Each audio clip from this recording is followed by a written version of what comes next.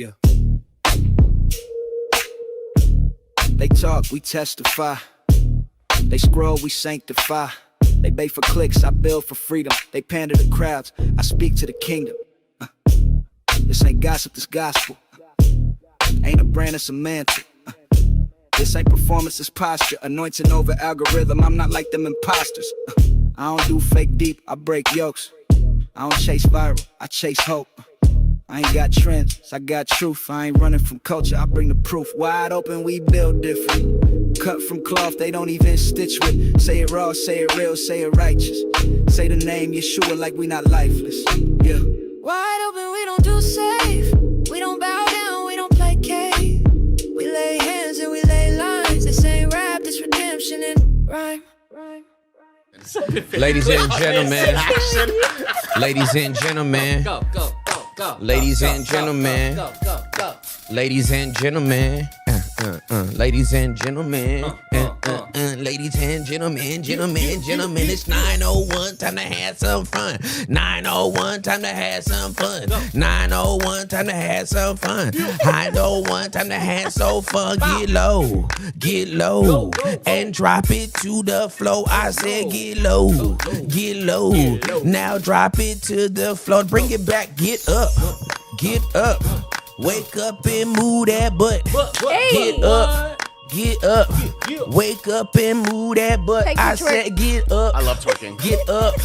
Wake up and move that butt. I said get up.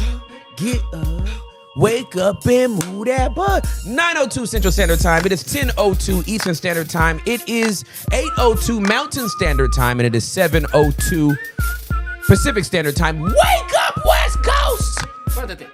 Levántate. Despiértate a la cama. Now, ahora. Let's go. Arriba. Apúrate. Vamos. Let's go now. Vamos ahora. Listen, I love you guys so much. Oh, Barbie, her knees locked. She tried to join me, and then I guess when she got down, she couldn't get back up. I hope you can unlock them. I hope you don't wind up the Tin Man in the Wiz. A teen.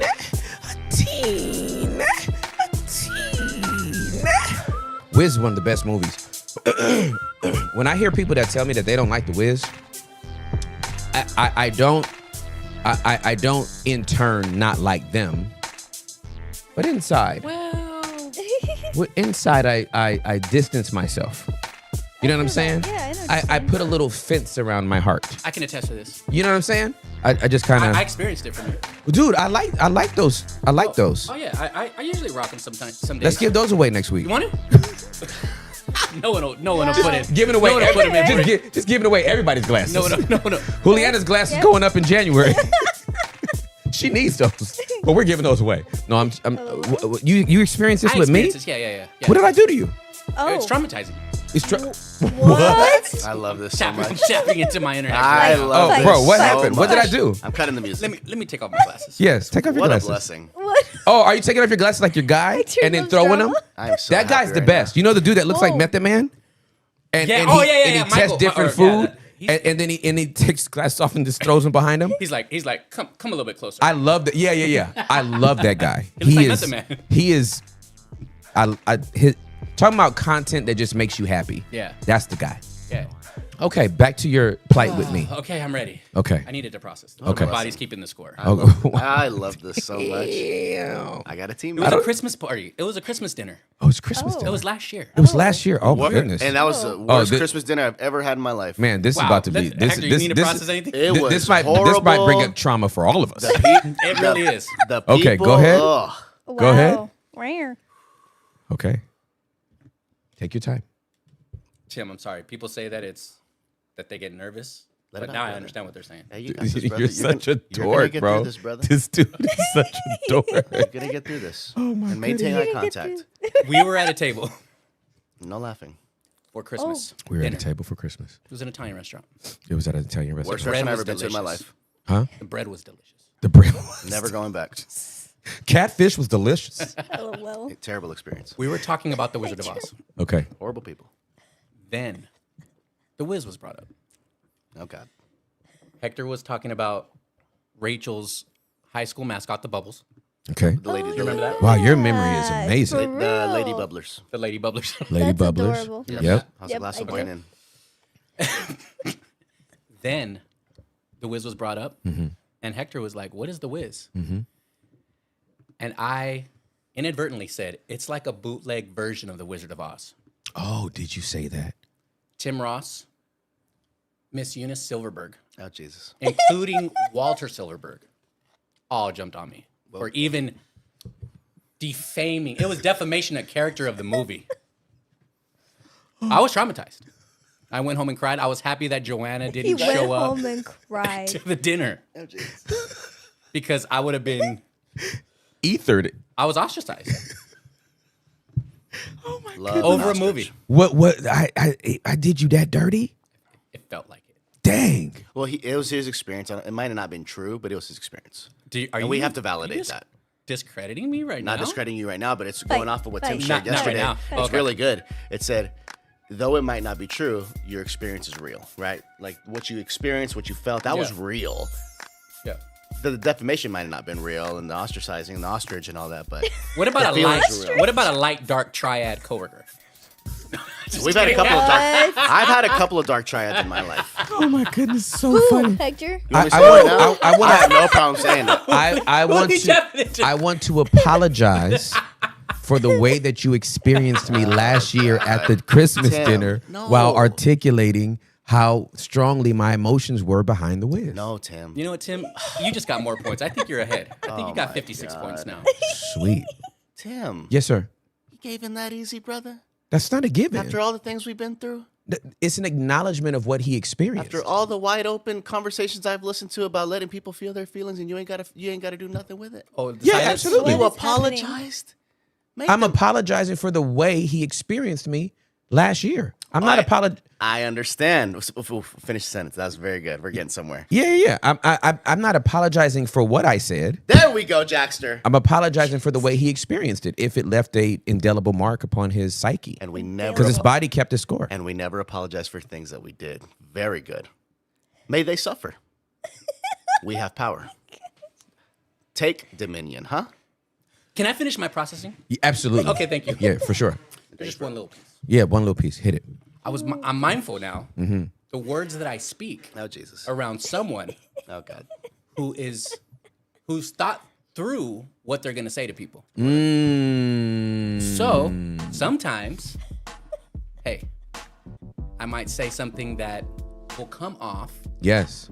and I'll be like, "Wow, that could elicit a response from another person on the end of this conversation that I don't really mean." Right. For So I sure. gotta be mindful of my words, Yeah. and I've also been able to teach my daughters, like my younger daughter right now. I'm like, "Hey, Ellie. slow down. Think about what you're gonna say before you say it, because words matter." Yeah. Words matter. Yeah. So the Wizard of Oz thing was like, or the Wiz, Yeah. The because words. the soundtrack is better than the movie, in my opinion. That's just my opinion. Understandable. Just my opinion. It was the 70s. But yeah, be mindful of what you say, and yeah, it was pretty funny. Yeah. Hector, I love you. Man, I'm so glad we got to the bottom. So of much that. better. Feels so much better. Everybody's lighter. I'm gonna now. put my Cash App in the chat. I don't feel no later. one I'm like, minds. what just happened? And Oh, now you he, don't? and now he wants financial compensation. You too could be eligible for financial compensation. I'm Yo, alive. that's so funny.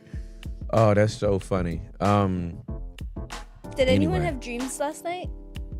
Last night. Yeah. Oh, Or no, this I don't morning? remember, man. No? I popped a melatonin. How often do you guys dream? Once every other day, every 3 Yeah. days. Yeah, it happens. Yes. Like crazy dreams or just I'll tap into a little bit of that. here we go. Those demonic energies. What is it called? Sleep Oh, paraphernalia paralysis. or sleep paralysis. Sleep paralysis. I tap into that sleep paralysis every at least once or twice a week, where the demon holds you down, and I gotta go. Do you go into prayer? I don't go into prayer. I'm just like, bro, ain't nothing happening right now. I said, the Lord got me. I'm good. Hold on, dog. But yeah, Once or twice a week, a demon holds you down and you bark at it. I bark at that player. He ain't got nothing to do with me. Are you There's barking nothing he can verses? do with me. I can't be possessed. He can't put a finger in me. Nothing's gonna happen. I might wake up with a scratch or two here and there, but that's all right. I ain't afraid of him.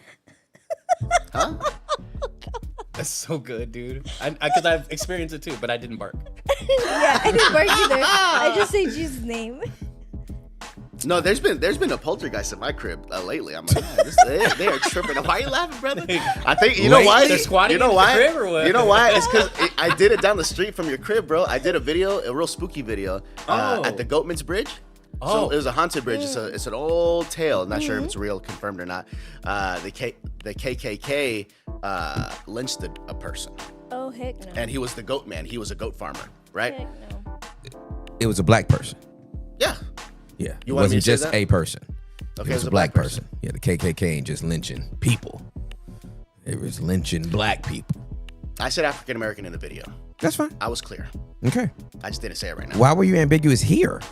It wasn't ambiguous. I would have got to it at some point. Oh, okay, got you. Oh, okay, got you. okay. I didn't let it develop. You're safe. My bad. He was black. Got it. Blacker than ever. Than ever? Than ever. Okay. All But right. I thought you said. What I'm saying is, I don't know if it's the goat man or the KKK guy. There's a poltergeist in my house. Some fell down last night around 3 a.m. Me and Richard both. We woke up. You almost. Things have been moving in the crib. Things have been Really? the same for gangsters. Thank you. Thank Yeah. Thank you. Thank you. Oh, heck And I don't like But the I'm way a you were little setting. too- I don't like the way you were setting me up to be a racist. I did not like that. Oh. Not too That was a little crazy. That was a little crazy. It's crazy to think you were being set up to be a racist. Brother, I can That's read, wild. I can read between the lines. We know who the racist is. I was who? Larry. Larry? Yes, it's She's Larry. trying to get impressions anywhere. So, Tim, have you dreamed lately? Oh yeah. That's where the song came. The poltergeist squatter. I haven't had a lot of dreams Please pray for me. lately. I've just been fantasizing about my wife, but I do that while I'm awake. Yeah, I get that. Yeah. Yeah, she's Understood. Open just- vision. Got it. Yeah, it's an open vision. That's hilarious. She's just Oh, I did the thing you told me to do yesterday. incredibly. Did you really? It worked. Of course it did. Bro, I got in the car, and the car that do you know your wife hit my car? Oh my Yes, I do. gosh. Yeah, I do. It was the best day of my life. Wait, Yeah. wait, I was what's the best day of my I was life? setting up for the podcast one day. I never seen Julia in a panic. I never seen her cry. The only time I seen her cry was at the conference, and the only time I seen her in a panic was when she hit my car. Yeah. She hit a parked car. Yeah. You cannot write this. In our own driveway. She hit a parked car in the driveway. Yep. My car has taken a beating from everybody. I got hit by a drunk driver the week before, and then she hits the car. And she got a big car. Her car was fine. My car was destroyed. The ladybug. Anyways, dude, I don't even have a door handle, dude. I have to put my finger in the sliver, and I have to pull I have a callus on this finger now because I gotta pull the little gun. What is it called? The trigger. finger. There's a trigger in there. That's Yeah, what yeah. actually is the door. I Yeah, don't have yeah. a door handle, Got so it. I pull the trigger every day. Got you. Callus finger. I call Rachel from the little the ladybug. I call it because Yeah. it's a black door from the junkyard. Yeah, yeah, for It's sure. a red car. Yeah, It's yeah. the most disgusting car you ever seen in your life. That's No, not it's not. true. No, it's not. I called her.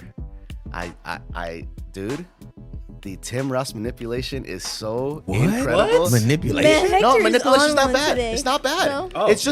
It's the act of getting something you want. It ain't bad. So I use a little bit of I that hope Tim Rachel's Ross. listening.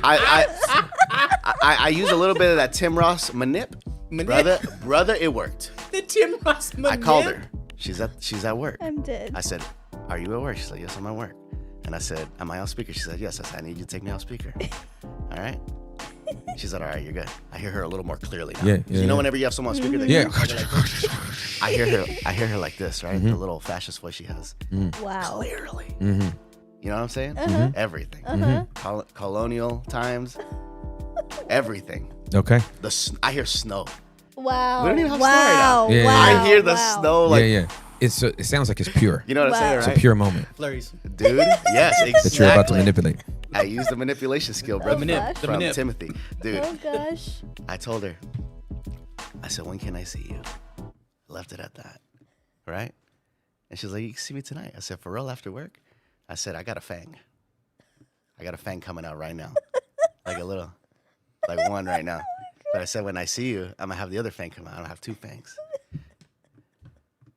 And then I requested an appointment. Yes. I said, when can I hop on that calendar to, you know what I'm saying? Yeah, absolutely. Swim in the lake of fire or Yeah. something. Yeah. Throw me in there. Yeah, Swim yeah. in the lake of fire. You know what I'm saying? Yeah. It worked. Yes, of course. So you got laid last night? Huh? You had sex last night? I know what you're talking about. It's- but the Lord is near. After all that, Right? I'm like, after all that code, right? after all of this, Fang. all of these metaphors that I can't. that My back hurts. represent Oh, Sheol and Gehenna. I just want to say thank you. You're Thank you. welcome. God is good. I'm glad it you're worked. making me laugh too hard, bro. You need to hydrate. Amen, brother. Hydrate. Amen. You need to hydrate us. You're hydrated. You need to No, stretch. you're right. You're right. You're right, brother. From laughing is crazy. Have you ever laughed so hard? What your kind of back remedy hurts? is this? Oh. No? Oh. It's just me. Okay. I guess Oh, I'm- oh yeah, no, that can happen. Okay. Yeah, so no, yeah, like absolutely. Y'all This just pray for me. The poltergeist, the sleep paralysis, everything. Pray for Lord, me. Listen. help. There's something out to get me.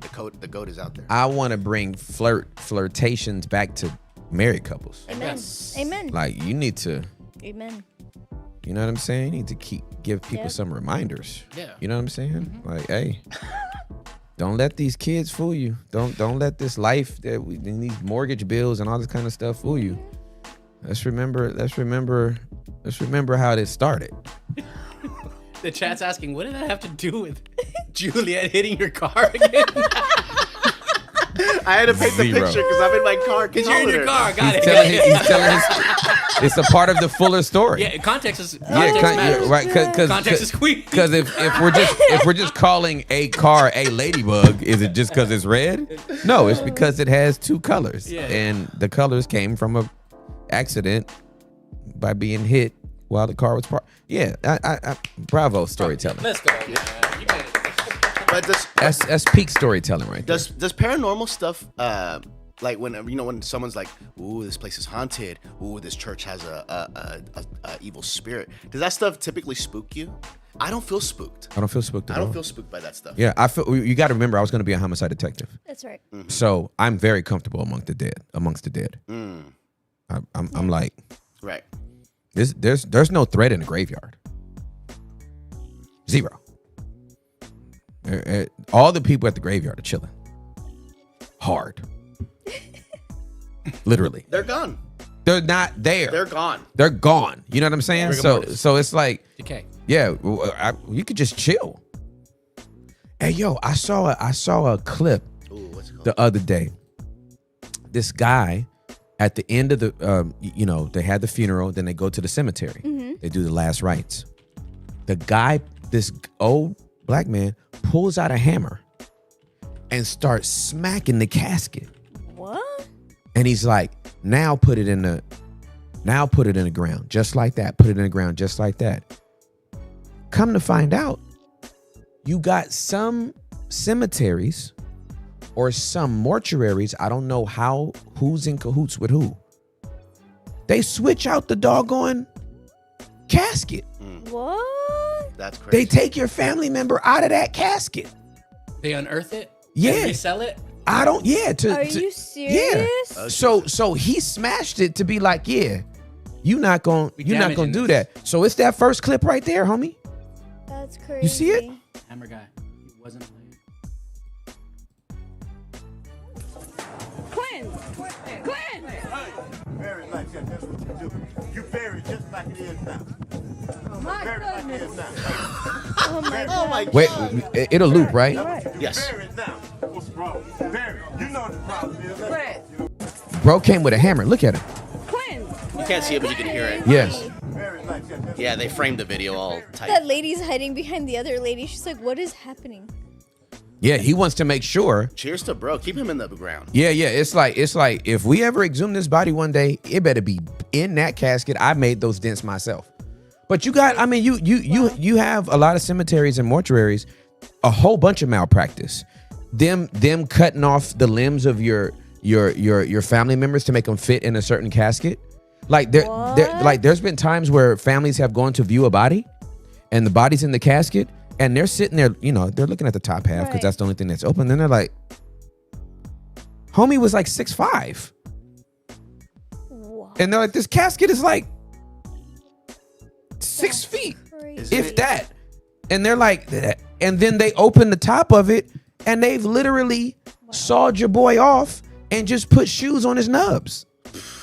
Shoes on his nubs is crazy, bro. That's crazy. They We need a put- burnt offering, a sin offering. We need They all put offerings. shoes on cousin's nubs, dog. That's I can't. crazy. What You- kind of kicks though? The loafers? They put the patent leathers on him. They put OJ's Bruno Molly's on cuz and Yo, then that is just on the nubs. on the nubs, bro.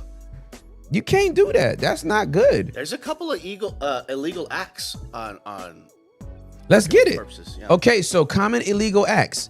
Laws typically prohibit the following actions with legal authority: physical mistreatment, mutilating, defacing, or performing unauthorized experiments on the body; sexual misconduct, don't make me vomit; engaging in sexual contact or penetration with human remains, necrophilia, is a severe felony in many states, such as California, such as the world, it should be, unauthorized disinterment, digging up or removing a corpse from its place of burial; improper disposal; burying a body in unauthorized locations like a private backyard without a permit; or abandoning remains instead of performing a contracted burial or cremation; theft and vandalism, stealing from a corpse or damaging the space where it is interred; failure to report. Many jurisdictions require the discovery of a dead body to be reported within a specific time frame, often 3 hours. Failure to do so can be a misdemeanor.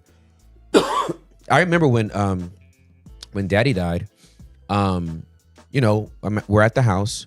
We have to call, even though we have a oh man, why can't I think of the name of the people that Caregiver, nurse. yeah, caregiver. That's Okay. yeah. Even though we have a caregiver there, we still have to call for like a registered nurse to come put the stethoscope on Daddy's chest. Daddy ain't been alive for 2 hours, right? And they still have to come put the stethoscope on the chest, listen for a minute, and then pronounce him dead.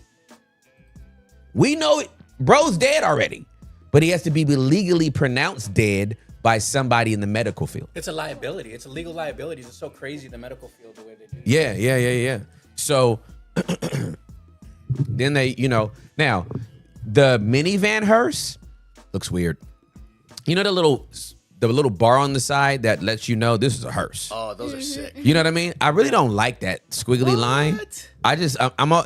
Listen, I like the squiggly line on a actual vehicle that is a hearse. But when like you just pull up in like a regular minivan Gotcha. and then slap the little bar on the side, ew. It needs to be a They Cadillac. put my dad in a minivan and like rolled him out. No. I was like, That's ugh, messed up. this is a minivan. It's supposed to be a hatchback Cadillac. That's what I'm That's what saying, it's supposed to homeboy. be. Black or That's white. what it's supposed to Yes. That's messed up. be. Yeah, black, white, or cream. Black, white, Those are the only. I've seen green ones, and I'm like, ugh. Go ahead. It's a business. It is a business, and So- I want to flip tables. My homie had one in Cali, in San Diego, Tim, where he had. They're called I feel like recovery or move. They pick up dead bodies. Yeah. And take them to the morgue or the cemetery or the mortician or wherever the family asks them to go. Yeah. And they're contractors, and they bid for deals, and they go and pick up their body removal services where people, and it's specific if there's not a crime involved. Yeah. No, I want you to finish what you're saying. If there's Yeah. not a crime involved, they will get dispatched. Okay. How do they bid for the deals? Is it like That's what I was Uber? thinking. So That's it's crazy. not they bid for the deals for the morticians or the cemeteries. The reason why I know is because I have Humphrey's Mortuary, the Humphrey family back in my neighborhood. Yeah. That's I grew up with that family, and everybody got buried at their mortuary in my neighborhood because they're affordable and they work with the people. Yeah, they You know work what I'm with the saying? families, yeah. And my friend who was a friend of their family, he got into that business to assist them, and so they bid for the mortuaries. Got you. They don't bid on let each us per be. job. Yeah, got Yeah. it. Let us be the ones that go pick up all your dead bodies. It's like a contractor for Yeah, like for a sure. construction site. Yeah, You know for what I'm sure. saying? That makes sense. They negotiate contracts and they bid for Yes, people's yes. deals. Okay. Yeah. Wow. That's crazy. Yeah, man. Look how much money these people are making, bro. Okay, in 2025, the death care industry in the United States is a roughly $27 billion sector. While traditionally known for stability and high margins, the business model is currently undergoing a major shift due to changing consumer preferences. Core revenue streams. Businesses in this sector generate profit through two distinct but often connected divisions. Funeral homes, $20.8 billion market. Professional services, merchandise markups, professional services fees for the funeral director's time, embalming, and staff for viewing or ceremonies. Merchandising markups. Caskets are a major profit center, often sold at 300% to 500% markups over wholesale prices. Sheesh. You mean to tell me I could find me a Tanger outlet for caskets? What? Facilities and vehicles, rental fees for chapels, and the use of hearses and limousines. Cemeteries are a $6.3 billion market. The land sales, selling burial plots, mausoleum crypts, or columbarium niches for cremated remains. Interment fees, charging for opening and closing, digging and filling the grave, which can cost as much as the plot itself. Ongoing maintenance, collecting endowment care fees, which are invested to fund perpetual landscaping and upkeep. Sheesh. We need to open a funeral home. It's a great business. What are we gonna call it? Why closed? Wide closed. Wide closed. Wide closed. We got the theme song already. Thank Yeah. you, Seema. Wide closed. Yeah, that too easy. No, Done. that is crazy, man. Dude, what are we talking Website about? up right now, folks. Register. I'm trying to wrap my brain around how, because it's a business. So It is a when business. grieving It's families go, how do you hold that tension? They play sad music in the foyer of the freaking place, and they're like, "We are so sorry for your loss," which they have to say every single day. It's like a Yeah. Chick-fil-A employee saying, Yeah. "My pleasure." You're right. Very true. Right? Very true. Yep. They got to say, "We are so sorry for your loss on behalf of the funeral home and all of our staff here. You are in our thoughts and prayers," and blah, blah, blah, blah, blah, blah, blah. Right? Then they go in the back and smoke a cigarette and order a ham sandwich because there's another body coming. And you know what I mean? There's another family coming this week. And they're like, "We so sorry for your loss. Couldn't be me. On behalf of the blah, blah, blah, blah, blah, I'd be blah, blah." weeping. And then they order a ham sandwich. And then they order a ham sandwich. It's not even good ham. It's just Oscar Mayer. It's just, Hello, Wilma. Ham Oscar sandwiches. Mayer. yeah, my baloney has a first name. It's B-O-L. It's B-O. O-L-L-G-N-A. OSCAR. Oh, wait. Oscar. It's Yeah. O-S-C-A-R. That's what I was missing. My baloney has a second name. It's M-A-Y-E-R. Oh, I love to eat it every day. And if you ask me, I will say Oscar Mayer has a way with B-O-L-N-G-N-A. Now, that was advertising back then. You know what I mean? I remember that. Yeah, that was advertising back then. Yep. Reported health risk and weight. What did you just pull up? I just, every time you go to a funeral home, they're always a little overweight, a little big. And when you said the ham and cheese thing, I was like, he ain't lying. They're always a little bit big. Have you noticed? Grief eating. Exactly. Gotta have me a pint of ice cream. There's too many dead bodies up in here. Real No ham. So ham sandwiches and then ice cream. Ham sandwiches, chips, and ice cream in that order. I have a ham sandwich first on white bread. I'm talking Sunbeam. 120 calories a slice. Sticky, gummy white bread, right? Yeah. And then I have me some Ruffles. Whoa. Ruffles. Man. Ridges. Ruffles. They have ridges. And Ruffles have ridges. And then I have me some Bluebell I have me some Bluebell. or Ben and Jerry's. Little. Ben- No, we're in Ben we're in and Texas, Jerry's. so Bluebell. Ben and Jerry's, fine. I don't care. Did y'all see No me importa. ¿No te importa? No me importa. Whatever you like, I like. Whatever it is you like. Bark like a dog. Whatever it is you like. A big dog. Roof. Roof. Stand on one leg. Hop on one leg. Did y'all see what Genesis de los Santos says? She said, Brooke, but can we talk about the funeral businesses in Mexico who work with cartels and know who's going to get killed and then go to the family like, I'm sorry for your loss. Let us help you. That's dark. wild. Imagine if imagine if somebody like knew that somebody was getting killed, but they were a day early. The family hasn't even been notified that. So we're sorry for your loss. What do you mean our loss? Your son is dead. He went to work today. Yeah, he's not coming back today. Now Yikes. that is a sketch. Let us help you with the arrangements. Yikes. We want you to have a beautiful That's a funeral. sketch right there. Yo, the cartel dude, that's twisted. That is If twisted. you working with funeral home, that's my brain. There's a level of evil in the world that my brain, yeah. I don't want to be a part of that. Same. Somebody said childhood. You making me miss my childhood sandwiches at the pool. Yeah. Ooh, you hop Best. out the pool. That's the Yep. best sandwich on the planet. Can't go back in for PB and Turkey J. sandwich with Can't some go back. chips. That's PB&J, man. Like, listen, growing up, I used to eat 2 peanut butter and jelly sandwiches a day. Yeah, on that's potato bread, normal. Yeah. ice cold milk that had been in the freezer for about 20 minutes with the flakes get on top of it. Lord, That way, Okay. it's so cold that the thickness from the peanut butter, when you take a sip of that milk, it just cuts. It's like a squeegee going down. It's beautiful. Let me tell you something.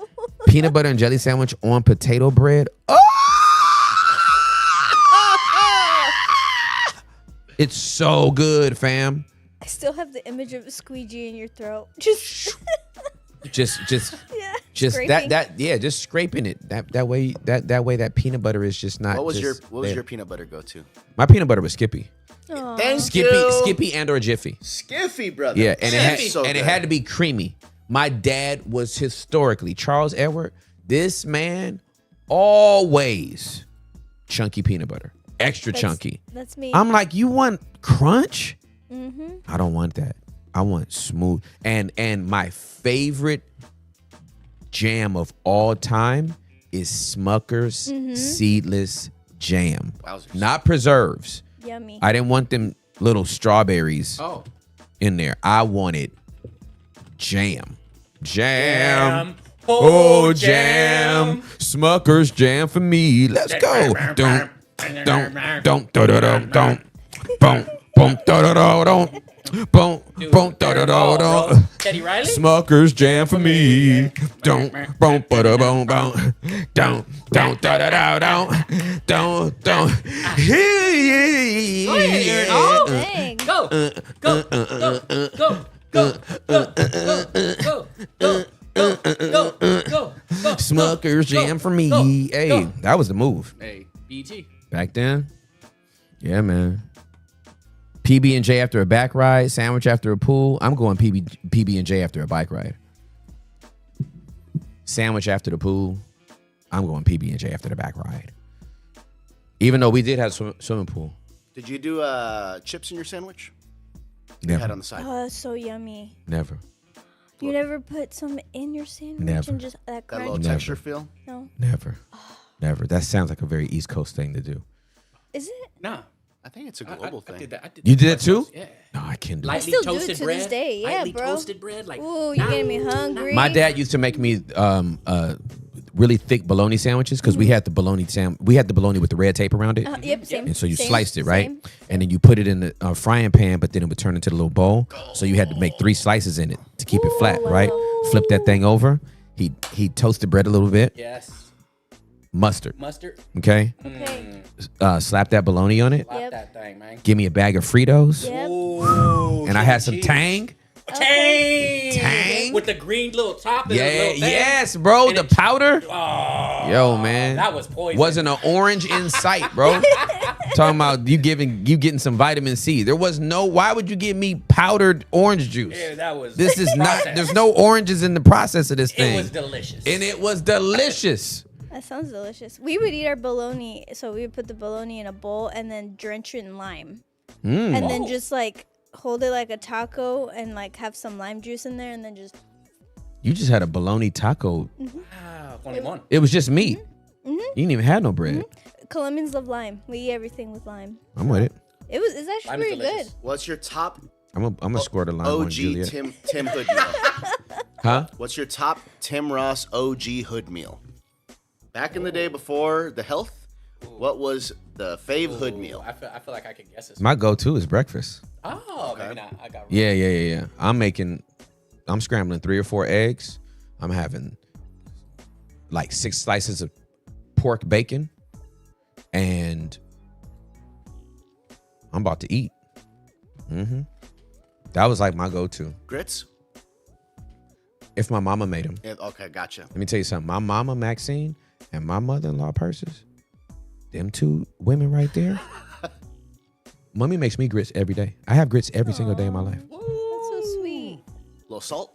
Salt and vegan butter. Yeah. And she slices avocados and tomatoes on the side. When I tell you I eat grits every day, it's the first thing. After my juice or whatever, well, I guess not the first thing. After I take my pills, shout out the Rooted Love. Y'all are holding me down on the herbs, and I appreciate y'all. But I have grits every day. What a blessing. That's my mama. That's the countryness of my mama. Birmingham, Alabama. I have grits every day. Hot. Ooh, it's so good. Confession?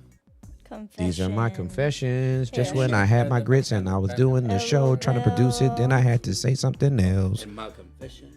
Even though I am here, I don't care what you say. I'm gonna say it anyway. My name is Hector, and I always have to say something. Always have to interrupt and say something controversial. Go ahead. How out of control is that song? You ever really listen to it? Oh, yes, I have. Usher is Oh, yeah, a he's a full-blown a-hole. Who's he talking to? He's a freak. He's talking to like 4 baby mamas at the same time with that song. Oh. Yeah, he's confessing to everybody. Big confession, Tim. So, I've had Mummy's food. Incredible, Yep. right? And she makes Southern food. Yes. Okay. No. Caribbean? She's Bahamian. She's Caribbean. Okay. Yeah. I went to Crestview, Florida, not long ago. Real close to Alabama, right? Okay. It's in the South, though. Yeah.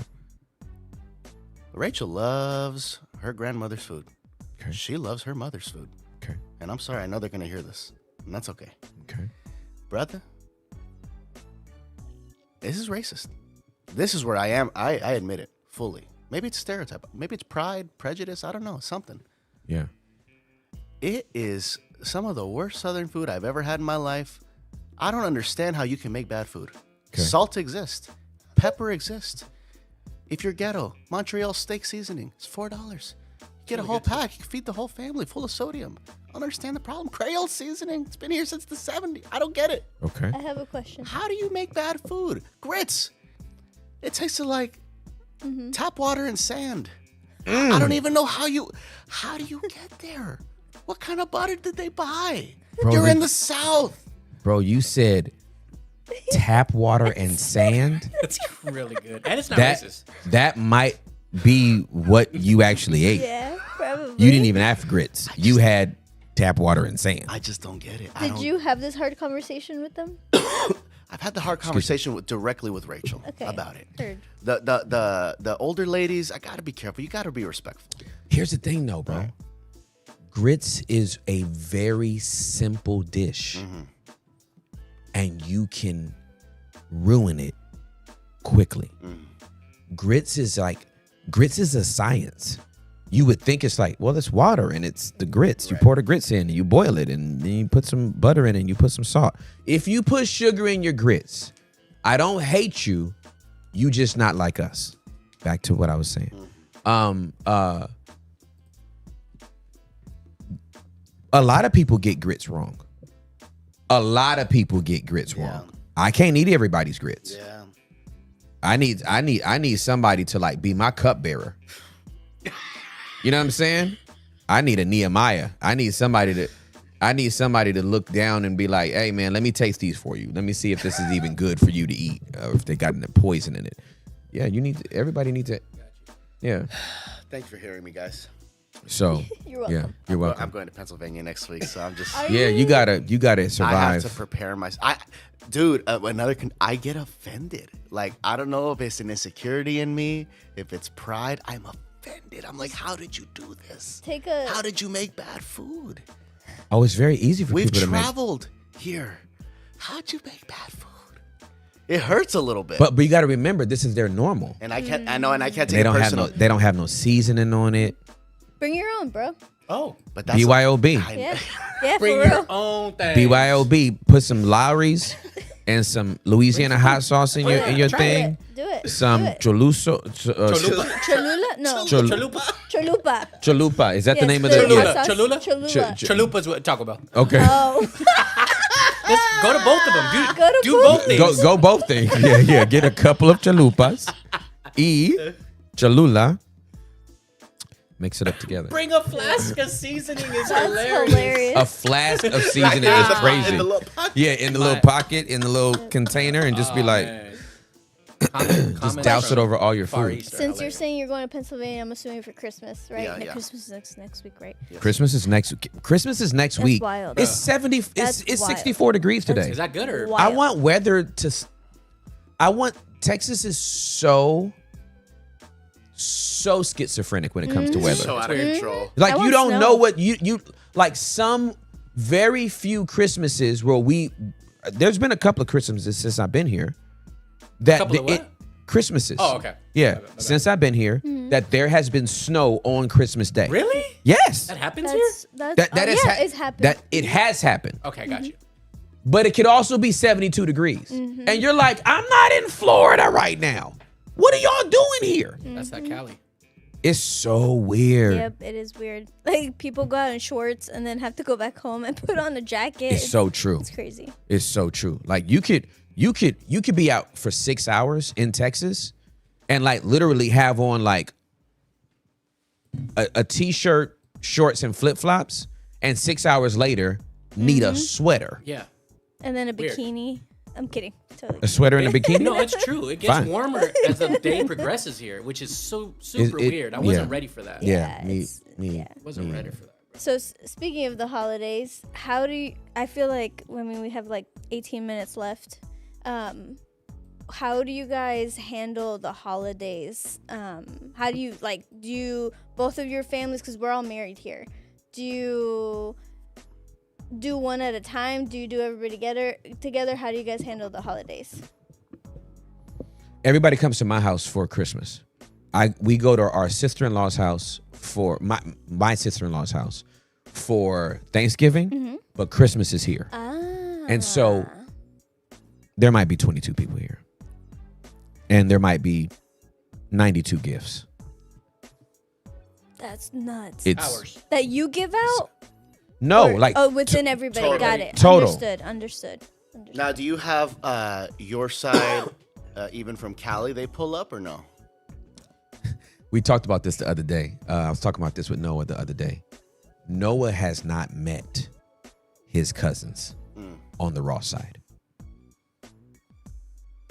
We were talking about this the other day. Wow. Y'all, my family, I love my family, and they are gangsters. That side of the family, I grew up with them. My kids have no context to who they are. I can't bring them over there. Heard. I can't do it.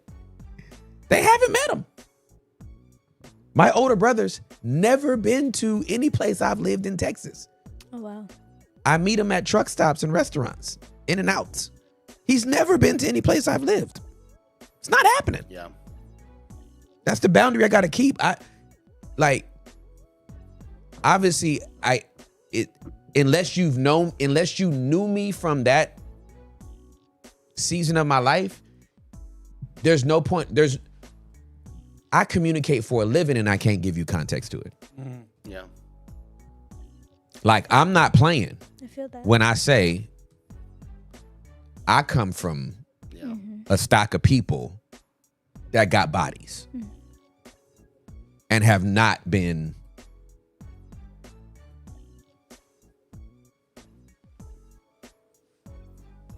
pursued. Yeah. You know what I mean? So God brought me. I tell people, Cali raised me. Texas saved me. And God brought me to Texas to save my life. God brought me to Texas so I wouldn't catch a case. God brought me to Texas so that I wouldn't have a prison record. God brought me to Texas so I wouldn't die. So I am here, and I know God brought me here to save my life. But everything about me is still Cali. I don't like the Cowboys. I don't like the Dallas Stars. I don't like the Mavericks.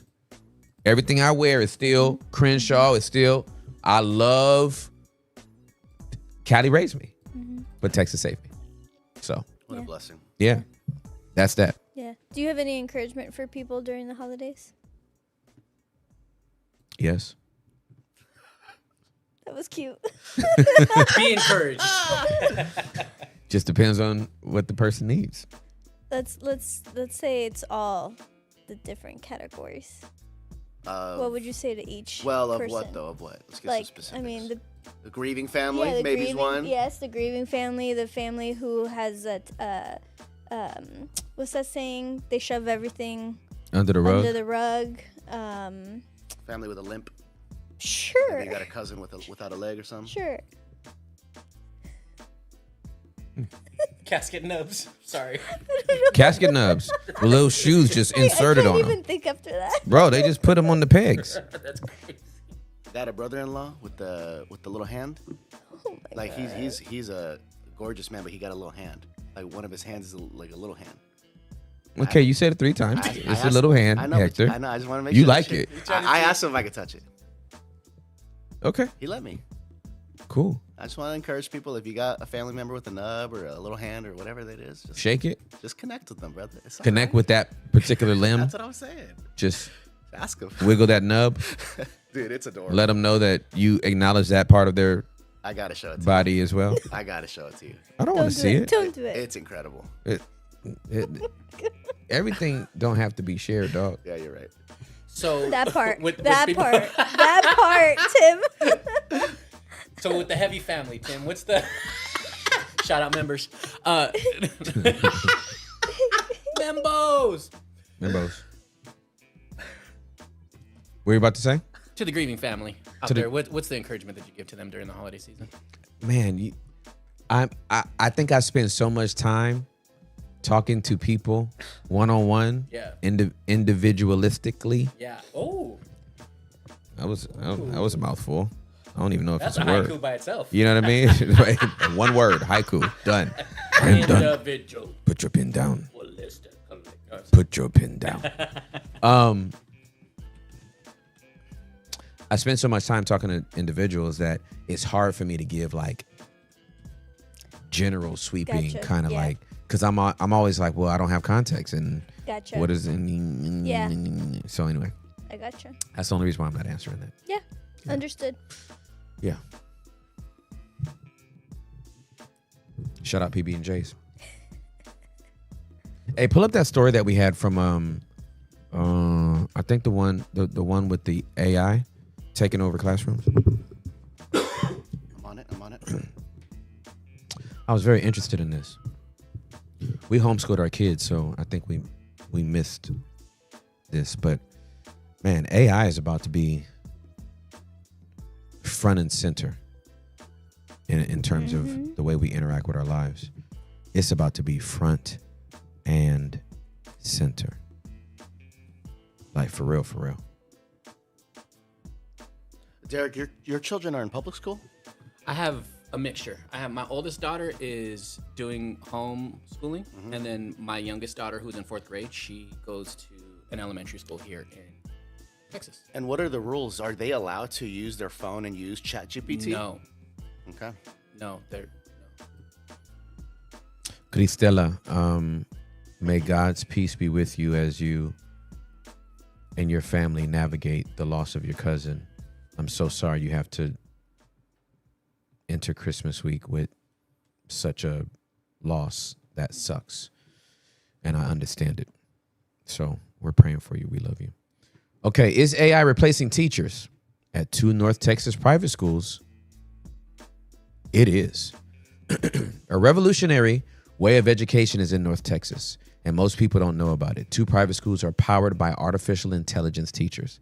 It's called Alpha School for grades K through 8, and it's the most expensive private school in Texas. One campus is in Plano, where the cost of enrollment is $50,000. It's a down payment. And the other is in Fort Worth, where it's $40,000. Alpha School has locations nationwide. There are 4 campuses in Texas, with another campus set to open this year in Houston. Its flagship is in Austin. Then there's Plano, Fort Worth, and Brownsville. Alpha School leaders claim their model fixes faults in traditional education, and the technology does things humans can't. Alpha School is the future of education, said Samantha DePaulo. DePaulo, excuse me, has been called a teacher for nearly 15 years, but at Alpha School, she goes by something else. She's now called a guide and essentially supervises the students. The Fort Worth campus is tucked in a small room of a rec center, and students are taught by AI teachers on their laptops. It's not like an AI person on the other end. It is just these lessons and questions that are being generated exactly for them. Kate Johans with the Association of Texas Professional Educators is skeptical of this AI model. You better be, girl. Your job is on the line. ATPE is the largest community of public educators in Texas with 70,000 members. I think with an experience like that, it may work well in some instances, but I think the benefit of a good teacher is the ability to differentiate instruction. The other thing that I think AI might miss is the ability to form relationships with parents. You think it might miss that? It will 1000% miss that. DePaulo is confident in Alpha School's model and believes it's the future. It's the way of the future. You cannot teach every single student exactly what they need every moment. You just can't as a human being. That's better left, in my opinion, to the technology. Okay, Poe, how many people gonna let their kids be taught by AI? Me. Oh, sorry. Not her. Did you just refer to yourself in third person? No, I said not her. Not like here, but her. Oh, got you. Yeah. I was about to say, Juliana just referred to herself in third person. Not her. She not gonna do it. She not gonna let Jacob go through nothing like that. I can tell you that right now. What? Not her. What? I got you. Her. Yeah, Like her. I like the way you do it. Right there, there. right there. There. Her. I got you now. I got you now. Yes. I feel you. Would you let your child go to school ran by AI guides? I like the third one. Tripping, fam. LOL. Trip. Like, I hit that one. 50K? 50K 50K. for a handoff. That's crazy. I'll just get with Grok, Gemini, Yeah. OpenAI, and do it at my house myself. Yeah. That's crazy. Yeah. Why would I leave that to you? I don't even need that. You don't I even can need I that. can I can take the highest tier of Chat GPT, $200 a month. 200. What's that? $2,000 a year? Easy.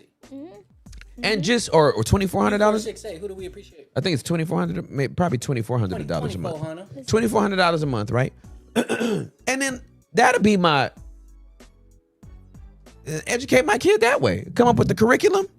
You're gonna do English on Monday. You're gonna do social studies on Tuesday. What? Yeah. Get out of here, man, please. Oh, Hector is such a troll. You are the Hispanic Curtis Jackson III. That's what you are. Oh my. You are 75 cents. 75 cents. He's 75 50 pesos. He is 75 cents. Did y'all see that 50 Cent clip that's going viral? He was getting interviewed by, I think, Jimmy Kimmel? Oh. Okay. Or is it Jimmy Fallon? I can send it to you if you want. Yeah. It's I a have Jimmy. What was I it have about? it saved. Hit it my way. Hold on. Sorry, I can't multitask for You some got it. reason You got right it. now. You got it. My boing. Your what? My boing. Oh. Yeah, $50,000 for these folks to look at a laptop for 8 hours is by far the craziest ish I've heard. I agree, Mallory.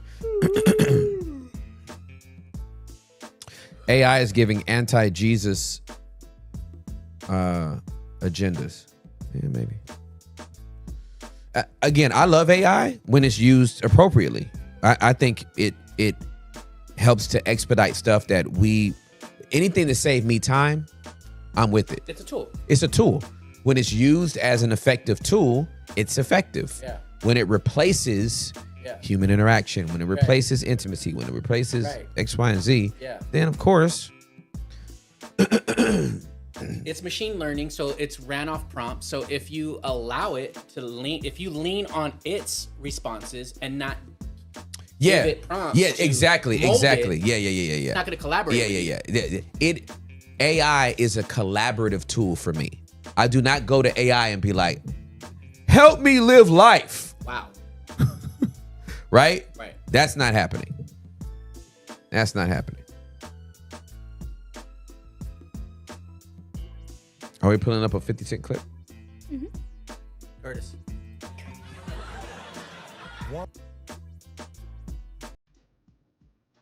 So ghetto. Sorry. Yeah. 1 week. 1 week. 1 week? I think after New Year's you take it down. Good call. Who pays on a first date? Who pays? Who pays on the first date? Whoever idea was to go on the date. That's hilarious. The cheers. Can Crocs ever be cool? No, not even if Balenciaga make them this day. I agree. Do you believe in ghosts? Yeah. They're down that hallway that you don't want to go down there. Is a hot dog a sandwich? No, it just got, that's not a sandwich. What is it? It's a hot dog. The cheer. Say one nice thing about Ja Rule. Oh, he's alive. Oh, man. It's a little menacing. Yo, I don't think I saw this version of 50 coming. Right? If you think about the way 50 was introduced into the culture as a hip hop artist, get rich, die trying, all the stuff. I just could not have imagined this iteration of 50. Yeah. To where he's a entrepreneur, incredibly successful businessman, and absolute troll of people that he don't like. Historically, he's done this, but I saw him do it on the rap side. I didn't think it was going to come over to the life side, business side, lifestyle side, that kind of thing. In the same way, you could have never paid me to believe that Snoop Dogg would be the cultural icon he is today. Coming from banging in Long Beach to being an ambassador for the Olympics, I never saw that coming. We could have never saw that coming. Yeah. He has his own wine collection, partners with Martha Stewart. 19 crimes, right? Yes, 19 Murder Was crimes. a Yep, Case. that's what it's called. Mm-hmm. He has a wine distillery called 19 Crimes. I don't know about I think distillery, he's a collaborator because there's different wines on it. It's good wine. Yeah. Muy You interesante. tried Earl it? Stevens, I think, is the person who plugged him up. E40. Yeah. okay. E40 has his own wine too. Nice. Tim, have you seen the most recent thing about Curtis, about how there was 4 rappers that have started a podcast, like they started a podcast and then they were taking him down about the reckoning about Sean Combs and his documentary, and they were calling it a mockumentary and all this stuff. The level of pettiness that Curtis did. He was going to buy the building that they filmed the podcast at. So not only this, when he inquired on buying the building, he found out that the 4 rappers have arrears in their agreement over $200,000. So he started airing them out online, and they wired the money so they could go into thinking. So then Curtis, after that, he's like, hey, he starts naming people by name. Hey, just let me know if they're not paying their bills anymore. I can make sure, because I got time today. Wow. You don't want to mess with a man who's already been at the brink of death and came back. Mm-hmm. He's not scared of you. And when you got a man that just on a street level is not scared of death, but then he has a very high business acumen and IQ. That's not the person you want to mess with. You're going to lose that game 10 times out of 10. I'm telling you what I know, because now I've said this to y'all, but now I have a comparative analysis. What you just said about Mr. Jackson, that's my energy, which is why I have to stay crucified. Because if I come after a person, I think I've said this here, I'm hiring a private investigator. I'm going to assign them to you for a year. Then I'm going to make my reaction video. It ain't going to be a clip about what you said. I'm coming back with a report about your life that would make Julie Royce envious. The Royce report? Yeah. She thinks she reports. You know what I'm saying? I can't do that. My rabbi won't let me do that. That's good. So that has to be dead. That's good. Look at the time. Look at the Oh, time. looky. Hey, y'all hear this music? Go ahead and get into it wide open. These phone lines are wide open. All around the world, we wide open.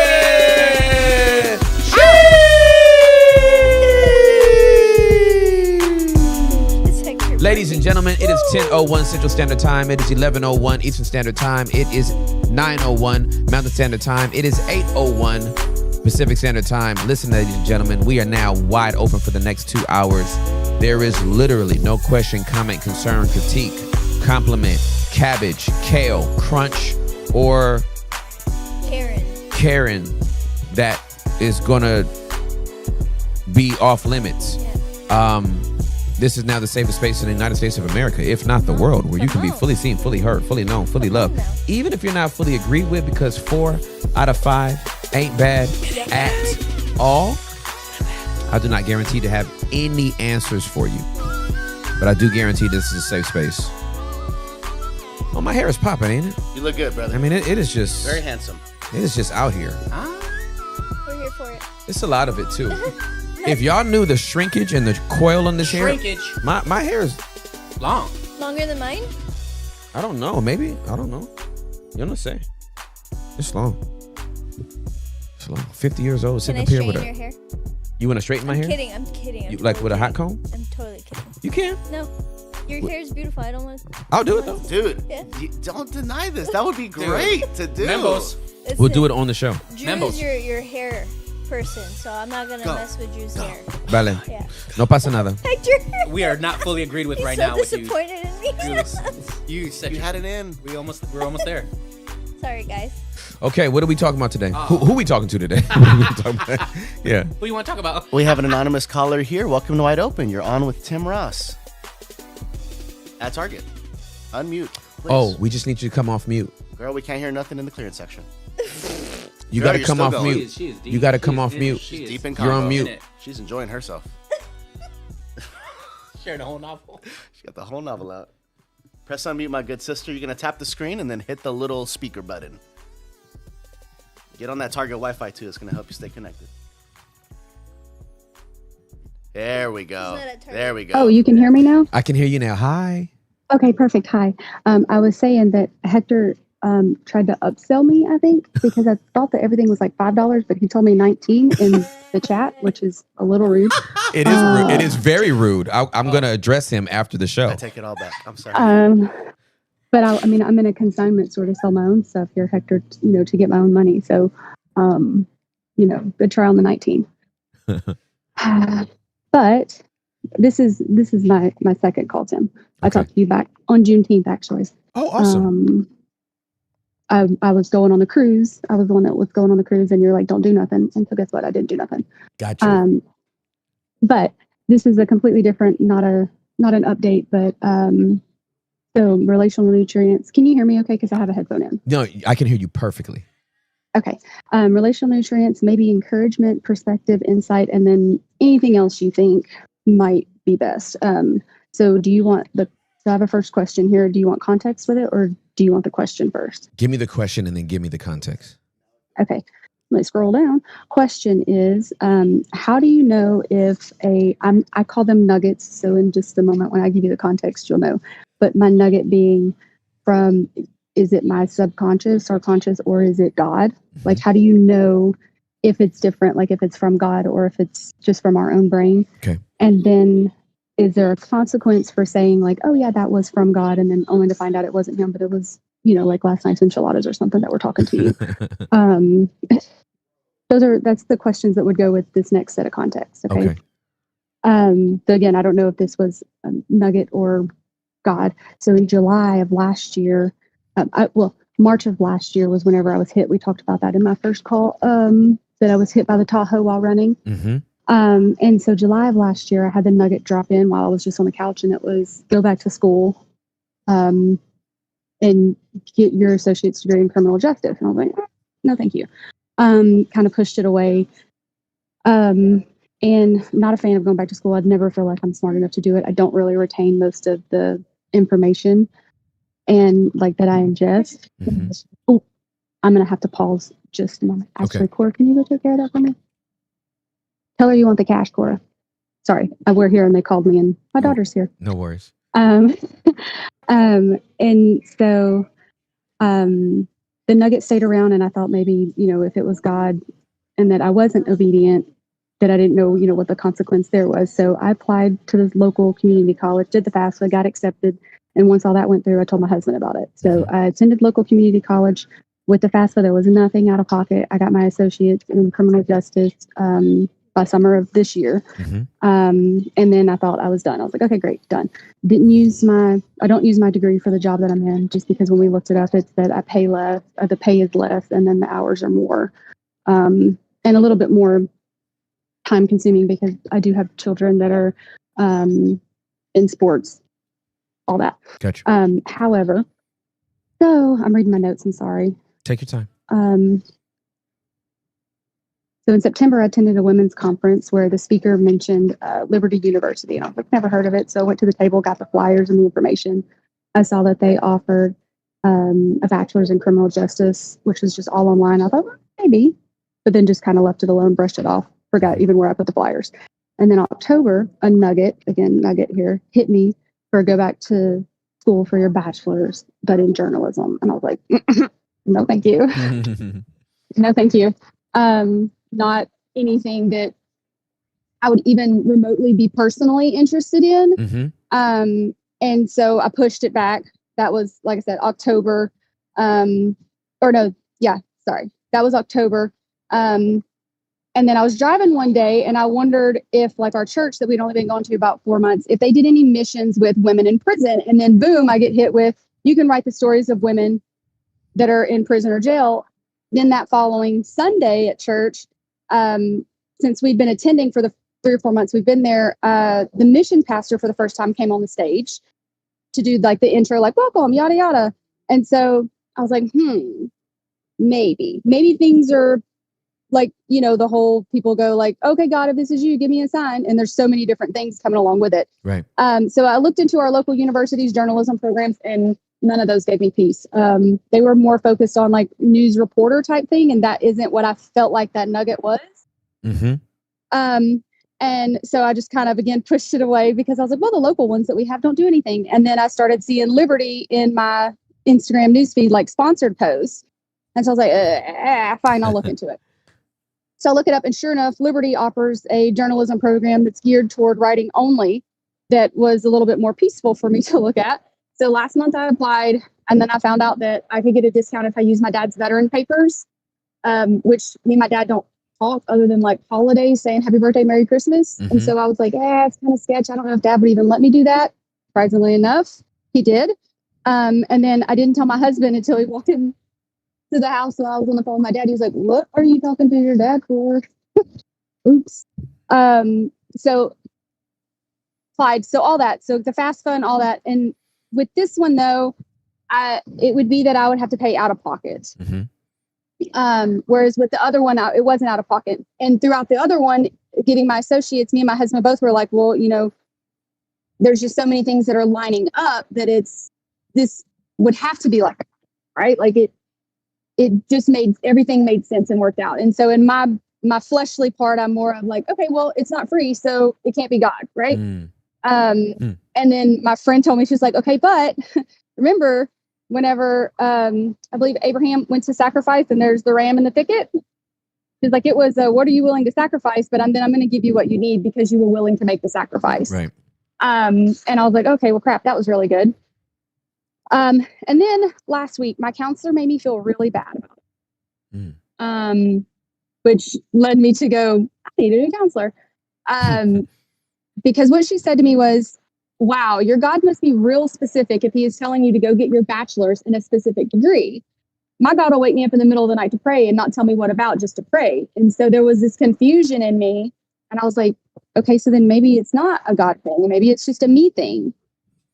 But then that following Sunday, the pastor was talking about Luke 2.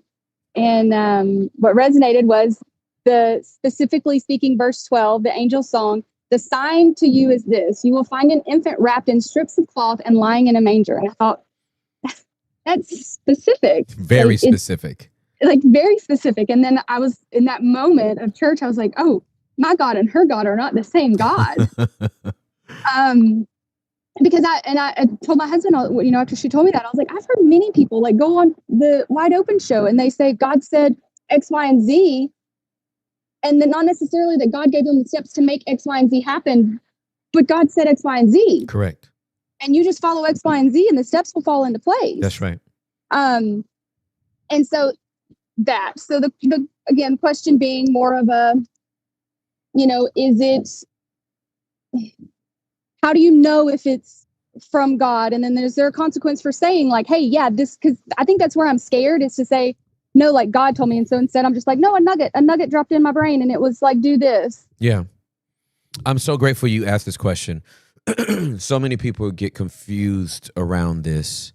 And I hope to bring some clarity to it so that it's simplified. I grew up in a church culture where people said God told them everything. And God may have told them 20% of all the things that they said God told them to do.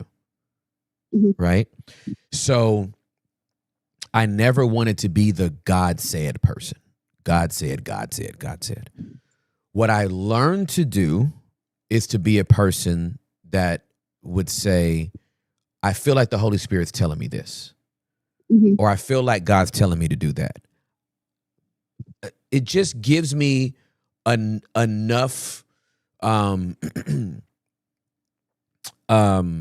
openness or enough peace to be wrong. Okay. Now, Jesus goes on to say in one of the Gospels, and I'm paraphrasing, you say that John the Baptist is a sinner or is a sinner because he did this and this and this, and you say me, Jesus, the Son of Man, is a friend of sinners because I hang out with all these people.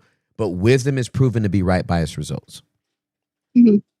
So for me, I always usually start by saying, I feel like the Holy Spirit is saying this to me.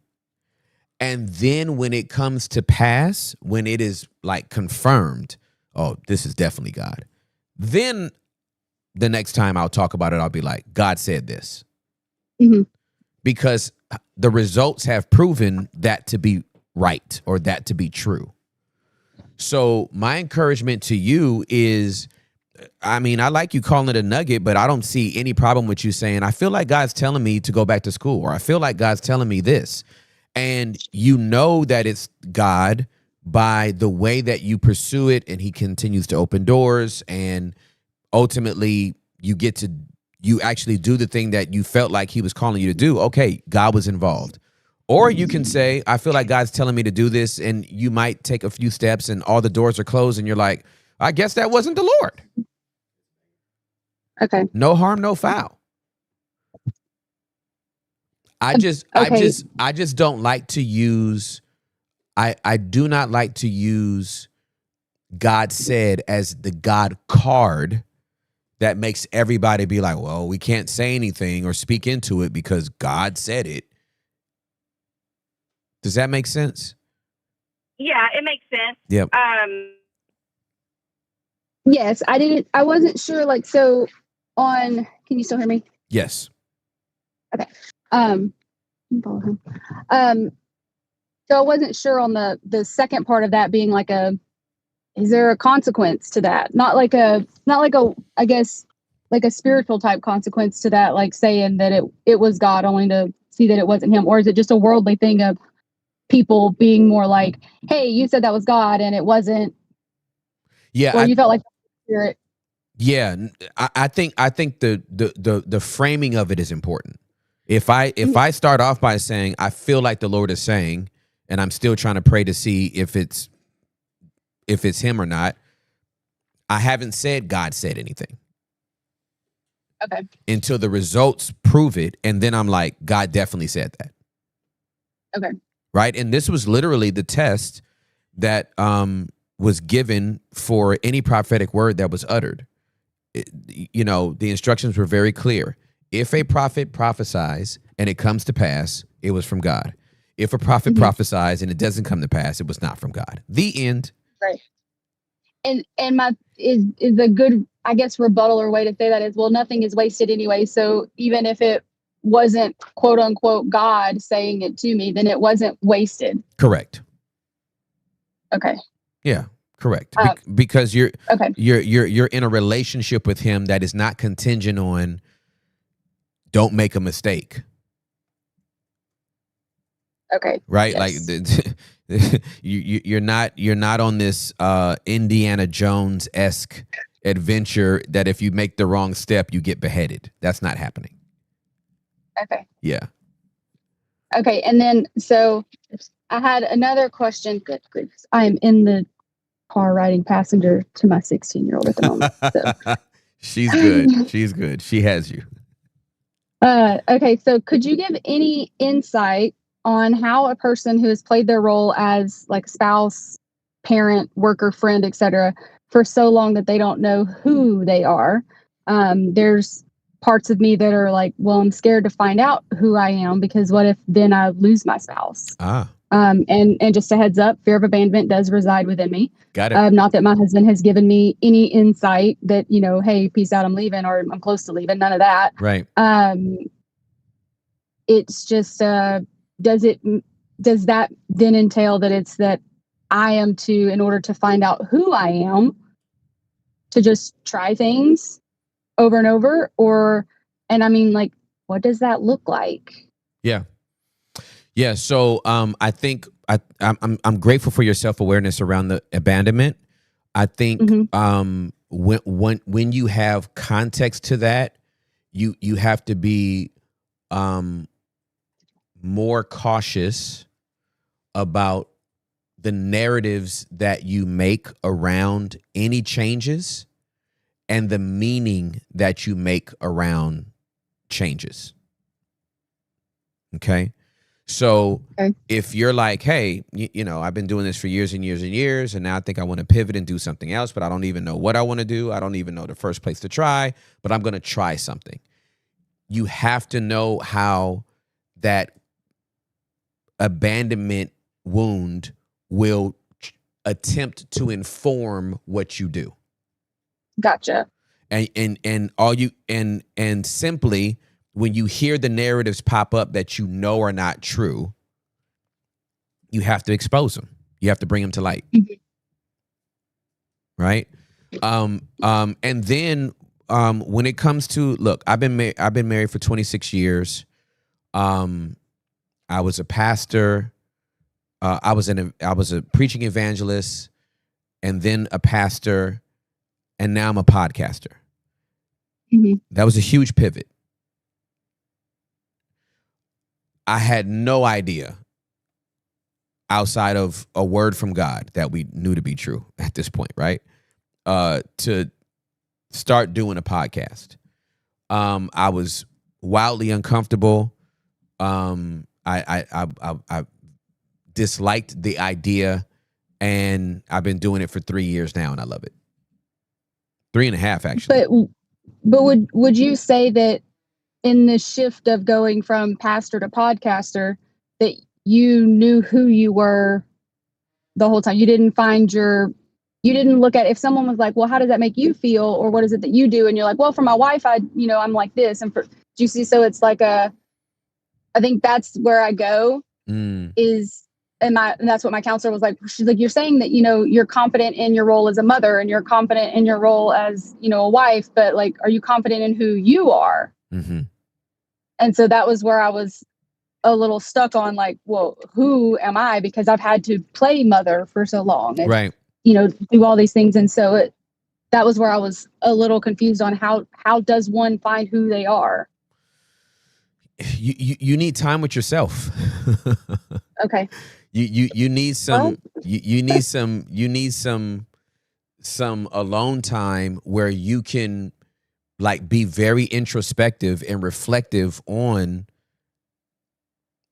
who you are, who you've been, who you want to be. Mm-hmm. I think this season of my life, I am more me than I've been in any other season of my life. Mm-hmm. But that's because I had already been on the journey of doing my soul care and not being a duplicitous person and showing up as the same person everywhere I go. So who I am as a husband and who I am as a father is an extension of who I am as a person. Okay. And that's a journey. It's right. We have to go find that out. We don't just have it. I was gonna say we don't just stumble upon it. No, we don't just stumble upon it. Okay, thank you. And then is there a tangible way? And I use tangible because I like the here's your homework, do it type situation. Okay. Not I don't want to say that I'm like you in this sense, but we're very similar in the literal, like I'm going to run to the store. Well, you're not really running. You're going to drive to the store. That's exactly right. And so I think that's where my brain goes with the tangible part of it. Like, is there a tangible way to either find or know your worth? So people can, tell you that you're worth it, or tell you, or you can I can read it in my Bible. Mm-hmm. But there's a higher percentage of me that doesn't believe that I'm worth it. Interesante. And so, and it can be small things, like, so jobs where I might be praised at work, but there's no advancement, right? So it makes me, okay, well, she's good to keep her where she's at, but she's not worth moving her up. Not worth it, obviously, for my dad or my mom to do better. And, like, my husband is wonderful. And there are times where I may text him and he may be on his phone, and I know that he's on his phone, but he doesn't text me back. Instead, he stays scrolling on the phone or whatever. And so it's like, well, I'm not even worth it for you to open up the text message. And so in the moment, it's me trying to fight it and be like, okay, that's not true. But is there ever a tangible thing to where it's like my worth isn't dependent on if you text me back instead of scrolling on your phone? Absolutely. Yes. And that requires the same work as going to find yourself. Because when you find yourself, you find your worth. Okay. So that's part of the same mission. And I promise you, when you do this exercise and go on this journey, the amount of peace it will bring to you, because your value, your worth, even your feelings are no longer attached to others. Yes. How do I get there? Yeah. Yes. So that's that journey. It's that journey of who am I? Okay. There is no way you can find out who you are and not find your value. You find you find value. Okay. Right? You can't even spell value without you. right? So, and that's the first time I've ever said that in my life. That was good. But you can't even spell value without you. So you have to find you. And when you find you, that value comes with it, because you know, once you find you and you understand who you are in relationship to your relationship with God and how much he loved you and who he sent to die for you, you're like, I'm priceless. And others may not, like a 7-year-old with a Rolex doesn't know how to treat it. It doesn't make the Rolex less valuable. It just makes the person holding it immature and unaware of how to steward such a timepiece. Okay. So it's just a journey. It's not a tangible thing. It's a journey of discovery. Okay. It's not like a zap. Yes, and I think that's my problem. Well, one of the many, but yeah. It's a journey for sure. Okay. And don't be afraid of it. Don't be afraid of the journey. Don't be afraid of what you find, because all the discoveries are going to give you so much self-awareness to yourself. You're gonna be delighted at the end of it all. Yeah, and I think that there's things that I've found recently that I'm trying to like pull back from, and then it hurts me or upsets me, because that's not like, there may be things like for my kids or for my husband where I'm just not necessarily doing those things or going out of my way to do them. And then it comes back and like there's the consequence on their behalf that then I have to watch, and that sucks. Because of course I love them and I don't want to see them have to suffer any sort of consequence like that, right? Right. But it's I guess I look at it as it's something I could have prevented had I stepped in. And so that's one step that I have been doing that it just sucks. Understood. That's understandable. Yeah. Be Okay, very kind to yourself and patient with yourself in this process. Some of it is frustrating, but when I tell you, the journey is worth it. Right. Because once you find yourself, you will never lose yourself again. So. Okay. Well, I think that's all. I do in my car because my son is in the vehicle with me, and can you hear me? Yeah, I can. Okay, because he was like, "You're really going to be talking to Tim Ross?" And I was like, "Yeah, I'm going to be talking to Tim Ross." What's up, my guy? What's up, bro? You doing okay? Yeah, I'm good. Good. What's your name? Dayton. Jaden? Dayton. Dayton. Oh, Dayton. That's a dope name. It's a pleasure to meet you, dude. Pleasure to meet you too, bro. All is well? Yeah. Good. You're a handsome kid, bro. How old are you? You're 16? I'm 15. 15? Oh, yeah. You got it wrong earlier. Oh, I got it wrong earlier? Why are you upset? Bro, I didn't expect this to happen. You didn't. You have something to ask Mr. Ross? No. He didn't like it, but him and my daughter both were like, "No, there's no way you're about to be on with Tim Ross." I was like, "Yes." That's hilarious. Well, Dayton, hey, bro, don't be embarrassed. Like I have a 15-year-old, and I salute you, bro. Like I love you. See you but Tim, anyways. You're not on YouTube. Just Tim. Yeah, it's just me. Nobody else is watching you, bro. Like you're not gonna. Your friends ain't gonna be able to run this back and see your face and be like, "Oh, you was on there blah, blah, blah, blah, with a peach shirt on." No, you're good, bro. You're good, homie. Like, no. Okay. He's getting emotional, so I don't know what's happening here. It's all good. Okay, thank you so much. I love you. I love Dayton. I love your daughter. I love your husband. I hope y'all have a great holiday season. Okay, Merry Christmas. Thank you so much. I love the hair. Merry Christmas. Thank you so much. Okay, have a great day. Bye. That was so cute. I have been getting a lot of compliments on my hair since I've had it out. I just don't want to. I just don't want to tie it down. Yeah, that's why I didn't want to straighten it. I have to preach this weekend, and it's just gonna be out. Where at? Do it. At What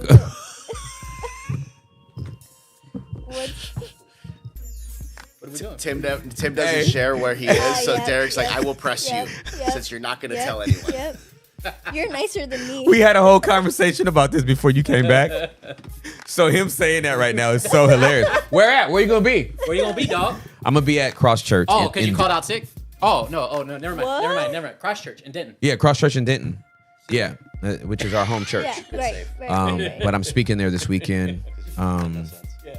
I just put the sermon together this morning and after our Spanish class, and so I'm super excited about it. May I I'm ask teaching. what it's about? I'm teaching about the three wise men. Well, Ooh. they're not three of them. There are a bunch of wise men that brought three gifts. Yes, right. correct. But it's not Yes. three wise men, right? Right. The magi. Right. It doesn't say how many magi, right? And they brought gifts, Sounds like a karate move. right? Wise men, Yes. right? So like I got I get to teach about that, and there's some downloads and some perspectives that I've just never had Yeah. on Ooh. their journey following the star, Ooh. getting to Jesus. Are they online too? The sermons? Yes. Yeah, Okay. I'll wanna send you a watch link. this. Yeah, I'll send you Yeah. the link after. I'm hyped about it. Is this about like what you've been learning about the kingdom and identity? No. Okay, because I'm looking forward to that because. Oh no, this is like kingdom and identity are like two of my core messages. Understand. I just feel like I'm the bulk of what I'm going to teach and preach next year is centered around that. I'm so excited because if people get the kingdom right, and if they find their identity in Christ, game over. everything else is going to be a wrap. Yep. So that's what I'm. I can't wait. Can you share what I'm tomorrow? Huh? Can you share tomorrow? Share it tomorrow? Yeah. Yeah. Fine. Tomorrow's Friday, right? Yes. Yeah, that could be our whole discipleship thing. Yay! Yeah, it could be kingdom and identity. Let's we go. make all calls when we open up for kingdom and identity. That's awesome.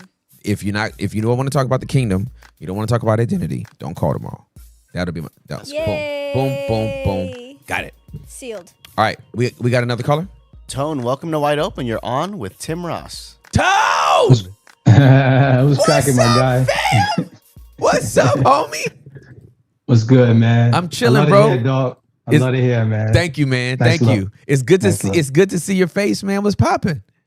Yeah, you know me, man. I don't do cameras. You know what I mean? But 2026, man, I got to put myself in a position to do the uncomfortable thing. Yes, sir. And just trust God, man. Yeah. You know what I mean? Absolutely. Just trust God. For sure. So first, let me say I love all of you guys. Welcome back, Julie. Huli. I'm sorry. There you go. You know what I mean? Like, welcome back. Congrats on the baby. My man, listen, D, you already know, kid. You already know. You're my guy. You're my guy. Hector, $5 in the mail for you, Pop. $5 in the mail for you. All right, you good. You're good. Don't worry about it. I love it. So what I wanted to say thank you, Yes, right? sir. For allowing me to be part of the team. For sure. It's an honor to do what I do, what God's given me to do, and you guys to share with the world. So from my heart, bro, thank you. Thank you so Absolutely, much for man. that part. We love you, bro. So I want to pick your brain. This is Okay. what I want to do. I want to pick your brain. Yes, sir. So Genesis 2:15. Yes, sir. Let's get to that. Let's get to that book. That Okay. sword. I'm reading it in the Amplified, Yes, sir. but because the Amplified kind of gave me some words that helped me. Yes, right? sir. Absolutely. So Genesis 2:15 says, "So the Lord God took the man he had made and settled him in the garden to cultivate it. And the Lord God commanded the man, saying, You may freely, unconditionally eat the fruit from every tree of the garden, but only from the tree of the knowledge, recognition of good and evil, you shall not eat. Otherwise, on that day you shall eat from it. You shall most certainly die because of your disobedience." Now, the fact that humans struggle with control and wanting to know everything, could that be a result of this particular? Because prior to the sin, we were Gucci. You know what I'm Gucci, saying? bro. Absolutely. Everything was provided. That's right. We ain't had to worry about nothing. That's you know right. what I'm saying? That's Like right. everything was flowing. That's right. Once he sinned, right? And this particular verse says, from the tree of the knowledge, recognition of good and evil. could that disobedience be a result of why humans, myself included, Yes, sir. always want to know stuff, have a hard time discerning what's right and what's wrong, like the emotions, the feel, like could that be a result of that particular verse right there, Pop? That is the result of that verse right there. So let's talk about Okay. this, and I'm super hyped to talk about this. Okay. Okay. So let's. I'm gonna submit something to you to consider. That when I got the revelation of it, my mind was blown to smithereens. Okay. Because I don't have context to this, my boys say things fry them, right? This is frying me. I'm fried, right? It just means that either it's funny or it's stupid or whatever, right? But this fried my brain, completely fried my brain. Prior to Adam and Eve eating from the tree of knowledge of the recognition of good and evil, they didn't know good and not evil. Okay. Right. This cooked me. Okay. It wasn't like they only know good, but they don't know evil. And when they partake of this, they're going to know both. They knew God. They didn't even know good, fam. Got it. They didn't even know whether what they were doing was good or bad because they had no knowledge of whether it was right or wrong because they hadn't partaken. So that explains why being naked and it was like that was just normal. Like that was just there was absolutely nothing wrong with being naked because they didn't know it was good or bad. There was no context of the other. Mm, they knew God and his word. Right. Right? And the instructions that were given to them, subsequently to us, were to be received by faith. They were never supposed to know good and evil. They were supposed to know God. That's it. So you just hit another point, and that's the reason why it's so hard for humans to trust God. Absolutely correct. Because now we know good from evil, and because it's easier to trust what you can see physically, but because when he sinned, the spiritual aspect of the relationship was broken, it's so much harder now to trust God spiritually because of that severance of sin. Absolutely correct. And I want to go to something in Genesis chapter number 3 for context to this, because the wording of it, I'll be curious to see how it reads in the Amplified. Okay, I'll start from verse 1. But the serpent was shrewder than any animal of the field that Adonai Elohim made. So he said to the woman, did God really say you must not eat from all the trees of the garden? The woman said to the serpent, of the fruit of the trees we may eat, but of the fruit of the tree which is in the middle of the garden, God said, you must not eat of it and you must not touch it or you will die. Now, in verse number 3, Eve is already off. And she's off because she adds something to what God said. God said nothing about touching it.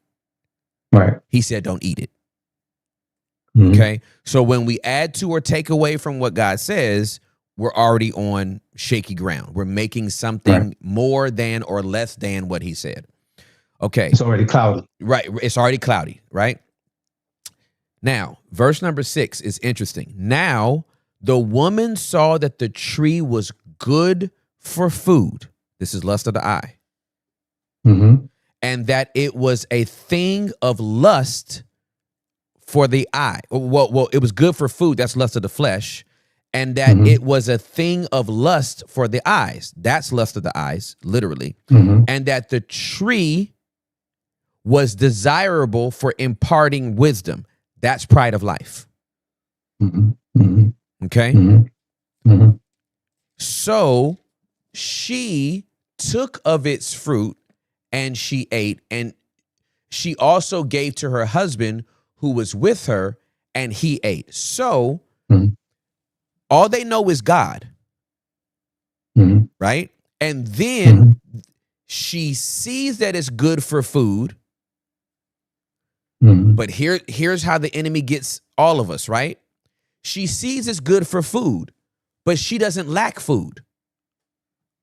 Right. She doesn't even lack variety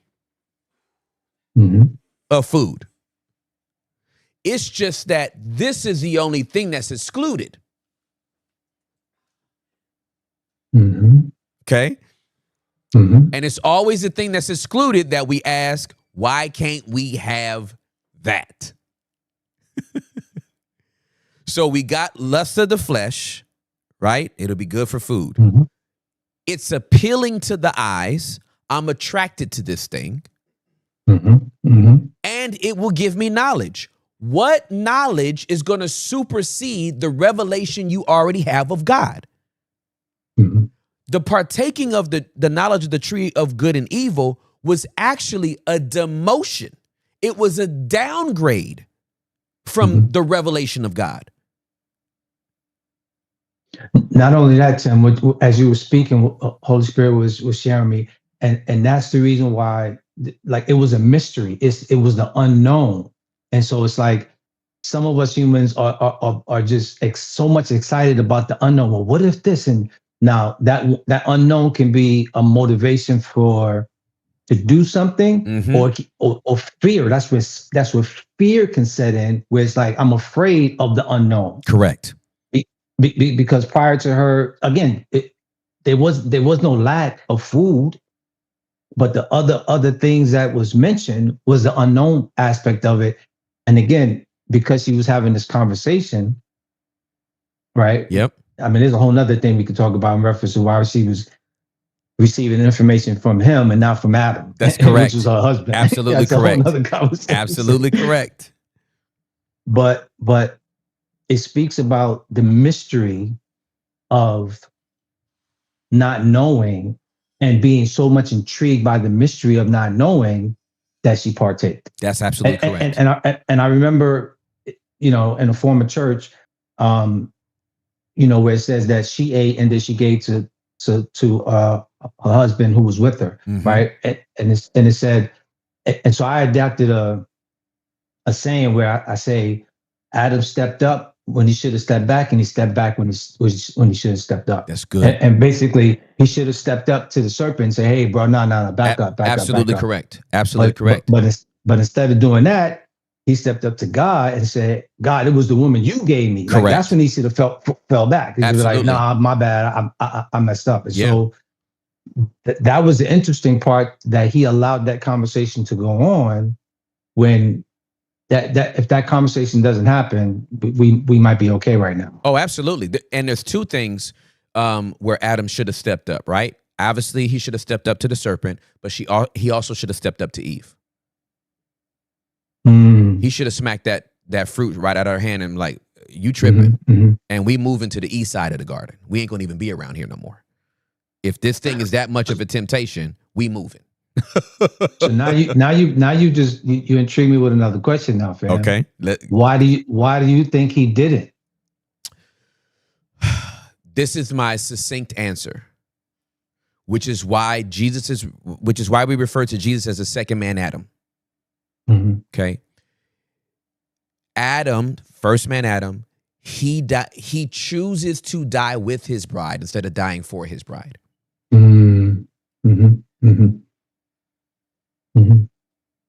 She partakes of this. She gives it to Adam. Adam, instead of going, I know what the penalty of disobedience is,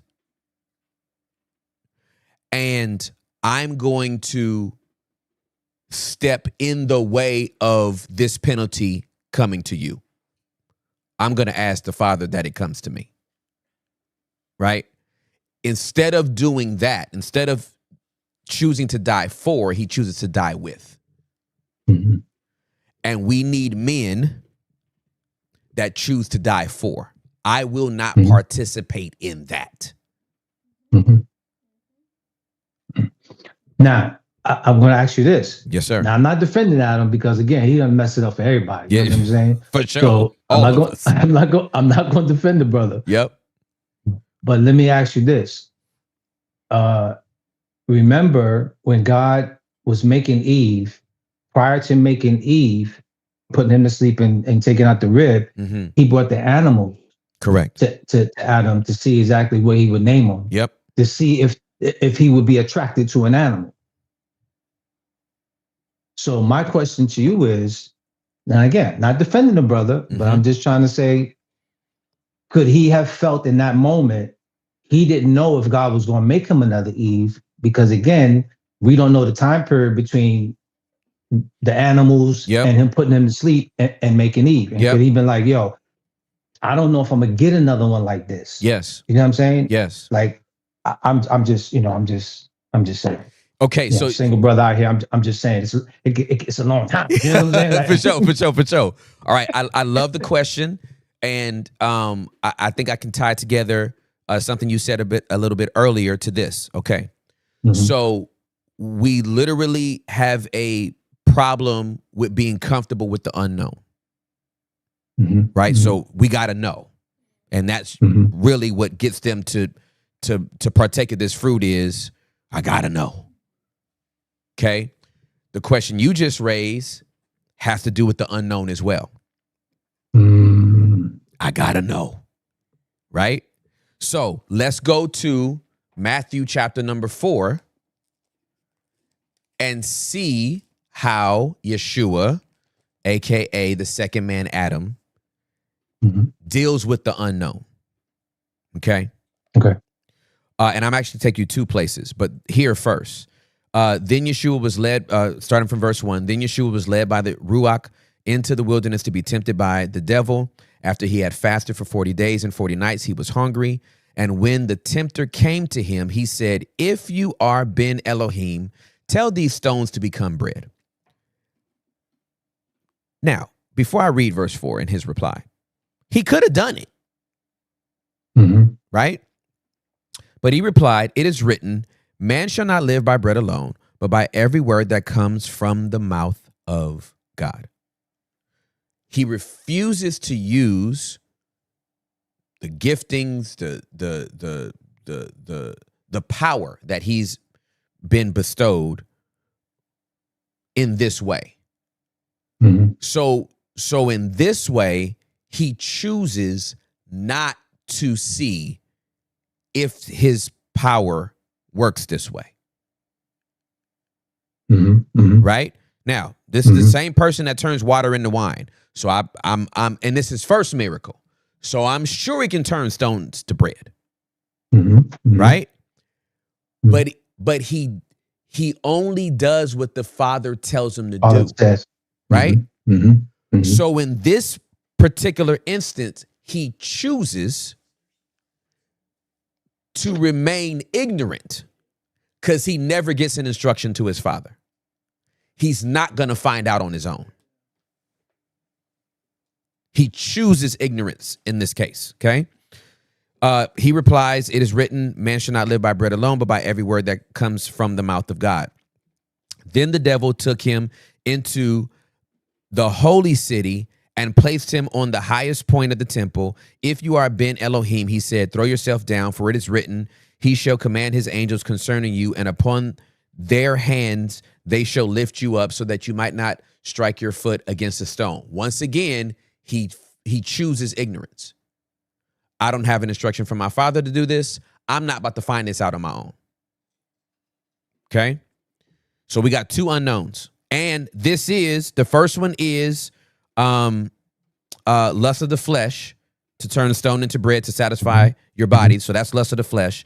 This one, taking yourself to a high point and throwing yourself down, that is pride of life, right? Because if you do get scooped up, what anybody about to tell you?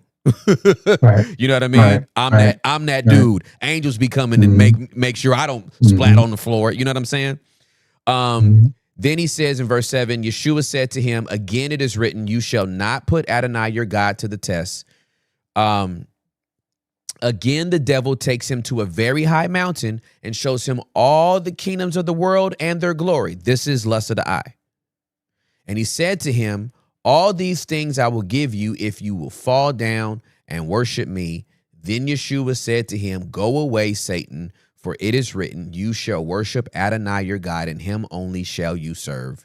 Then the devil leaves him, and behold, angels came and began to take care of him.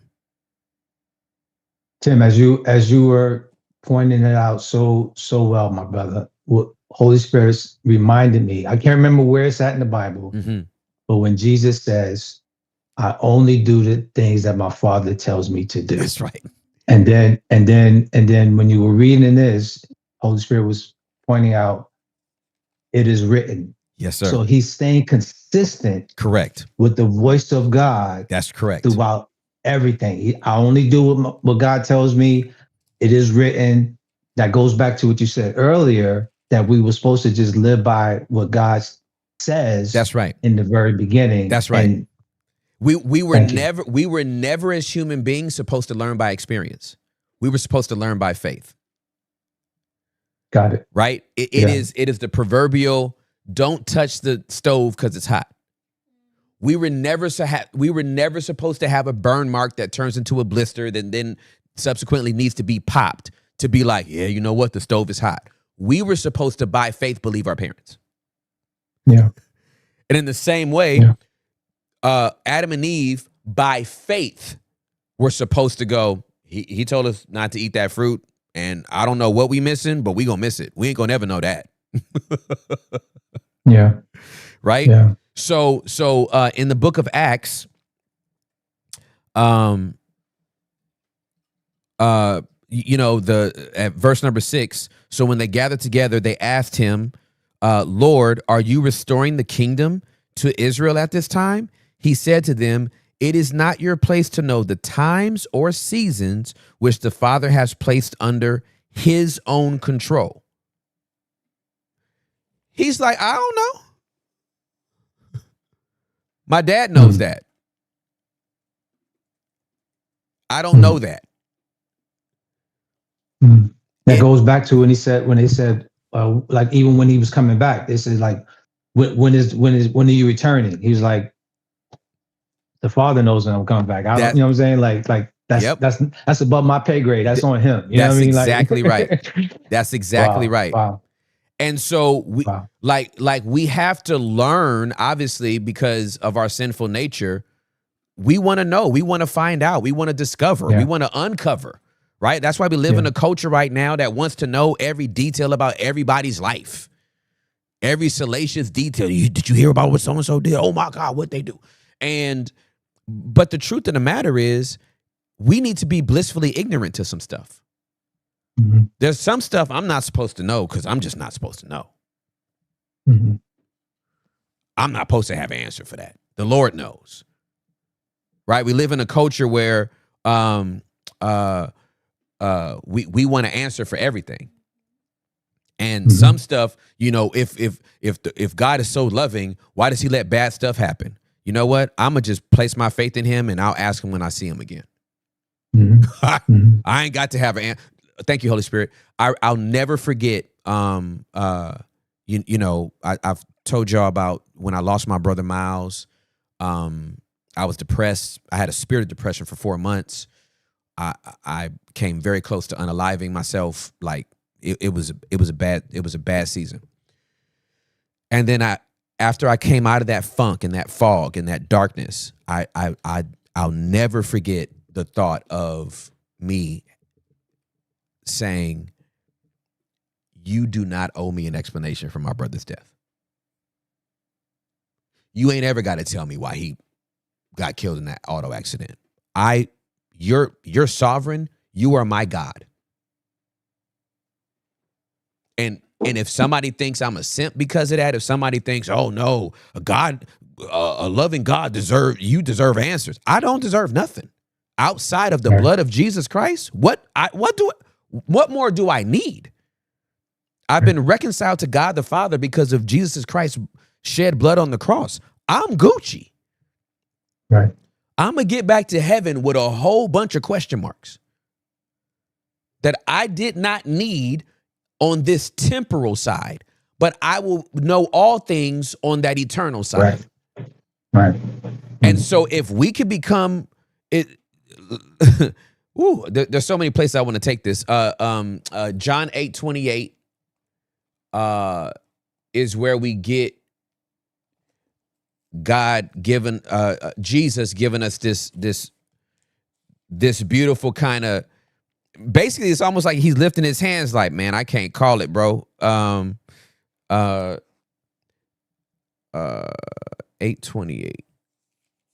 And as you go there, Tim, it goes in line with when Jesus says we must become like a little child, because children don't know. You know what I'm saying? Children are always asking their parents.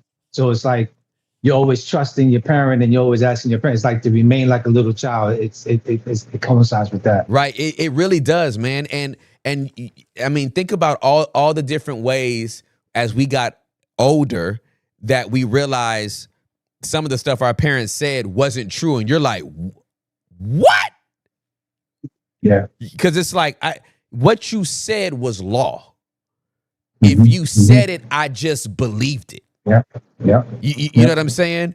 Don't pick your nose or you're gonna wind up with scabs. And you're like, you become an adult and you like, my mom told me not to dig in my nose because I'm gonna wind up with scabs in my nose. It's not even medically true. But it kept me out my nose for 15 years. Yeah. You know what I'm saying? So in the book of John, chapter number 8, verse number 28. 28. He says, well, let me start from 25. So they asked him, who are you? Yeshua replied, what have I been telling you from the beginning? I have much to say and judge about you, but the one who sent me is true, and I will tell the world what I have heard from him. They didn't understand what he was talking about. They didn't understand that he was talking to them about the Father. So Yeshua said, when you have lifted up the Son of Man, then you will know who I am. I do nothing by myself, but I speak just what the Father has taught me. The one who sent me is with me. He has not left me alone because I always do what is pleasing to him. Like that is where we want to get. Bro, you just tied Adam and Jesus, that you just tied that thing so well, bro. You on the head, right? Son. It's like, okay, Wow. How come you don't do this? Because the Father won't let me. Right. I talked about it in the first hour, right? It's like, yo, I would love to eat the people like 50 did Diddy. Like that's in my flesh to do. I used to be a battle rapper. Right. I would love to cook somebody for talking about me. My Father has not given me permission to do that. He doesn't allow me to do that. I can have the thought. Think about it. Adam and Eve would have never been expelled from the garden for wanting the fruit, for desiring the fruit, for being attracted to the fruit, only ingesting it. I tell leaders all the time, none of y'all, when I'm talking to them about people that fall into sexual sin and stuff like that, none of y'all will ever be fired from your job as a pastor for wanting to have sex with your admin, male or female. The thought is not the sin. The act is. That's exactly right. Now we want to take every thought into captivity, but every thought that comes into our mind doesn't disqualify us from what we doing. We all got random thoughts. Right. And when we're honest about those and we confess those, we're free. Yeah. But if we let those things linger, we are going to act on that stuff. Because the unknown. Because the unknown. That unknown. Into the unknown. Right? You move into the unknown. And it's like, oh my goodness. man, yeah, bro. I can give you, I can give you a myriad of examples where the unknown for me was very, very strong, but through the power of the Holy Spirit, I was like, yeah, nah, I gotta fall back. I don't need to know what's over there. Right. Whoa, Right. man, you didn't take that particular position, man. You don't know what you missed out on. Exactly. Right. Right. I'm teaching about the wise man this weekend at church. And after they had worship, after they followed the star, got to where Yeshua was in the manger and gave the gold, frankincense, and myrrh, they were instructed to take another way home so that they wouldn't encounter Pharaoh again. They don't know what they missed. Right. Now imagine if they were like, but man, that's the easiest route back home. I don't understand why I gotta go this way. That's gonna be a longer way. That's inconvenient. You don't know what you're missing, and you don't want to know. No. Yeah. Yeah. So man, you bring up like, I mean, I am so glad that you called today, that you asked these questions today, because this is like ministering to me. There's some things I don't want to know. There's some things I need to grow more comfortable with being ignorant about. I don't need to know everything. I ain't gotta follow every rabbit trail, go down every rabbit hole, Google, and go read about I don't need to know everything. Amen. I just don't. Amen. None of us do. Right. Right. And Jesus didn't even. That's yeah. Now you brought his obedience to another level for me. Like I understand a lot more now why he said the things that he said, why he did the things the way he did it. Like it just makes so much more sense now the way you brought it out. And so man, I could be here all day, bro. With bro, you. Like we can. I am like, bro, I'm turned up. I'm like, man, this is ministering to me, man. I'm like, yo, there's just some, I've talked about it this last year, being off social media. I love being blissfully ignorant to some stuff. Yeah. I hear stuff in the wind and I'm like, word? They like, you didn't know that? I'm like, no. Yeah. Yeah. There was no need to know. You know what I'm saying?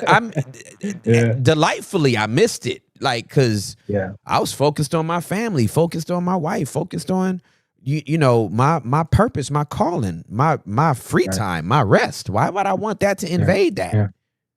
Yeah. Woulda, coulda, shoulda. You gotta, how many people do we know that's having an inappropriate conversation with an ex in the DMs because I wonder what it would have been like if we would have got together. You know what I mean? And I wonder if there's a reason why they're ex. There's a reason why there's an ex. Don't forget that you was eating leeks and onions, fam. You was not having milk and honey. It didn't go the way you thought it was going to go, bro. Yeah, bro. You don't need to know why. Yeah, there's a reason why they the ex. You don't need to be curious about what they doing now. Yeah. You don't need to doom scroll the last 5 years of their life. Oh man, they kept that. They kept that body looking tight. I mean, dang, I wish I would have. Man, I don't need to know all that. I don't need to know. Yeah, then it gets your brain thinking and all this other stuff. Yeah. And the unknown starts to pop in and all these thoughts. And now you're on a rabbit trail and you're like, you can't get off the hamster wheel because your brain is just going 50 miles an hour. Exactly. And you can't even enjoy your reality now because you living in this fantasy. Right. Yeah, bro. You can't enjoy the present because you're thinking about what the future could be or whatever. And the time that God has given you, which is today, you wasting it thinking about tomorrow. That's right. So, bro, I again, man, I love you guys. I don't want to take up all, what I'm saying, because I get in this book, man. And it's, only certain times I can geek out, man. So, yes, sir. So this was one of the times I can geek out, man. So I love you guys. We love you so much, again, man. I look forward to 2026. I really sense that Daddy's getting ready to do. I think personally, I think he's bringing his children closer together. Yeah. He's connecting us because there's work to be done before Jesus comes back. Yes. And authentic relationships will be strengthened and formed so that can happen.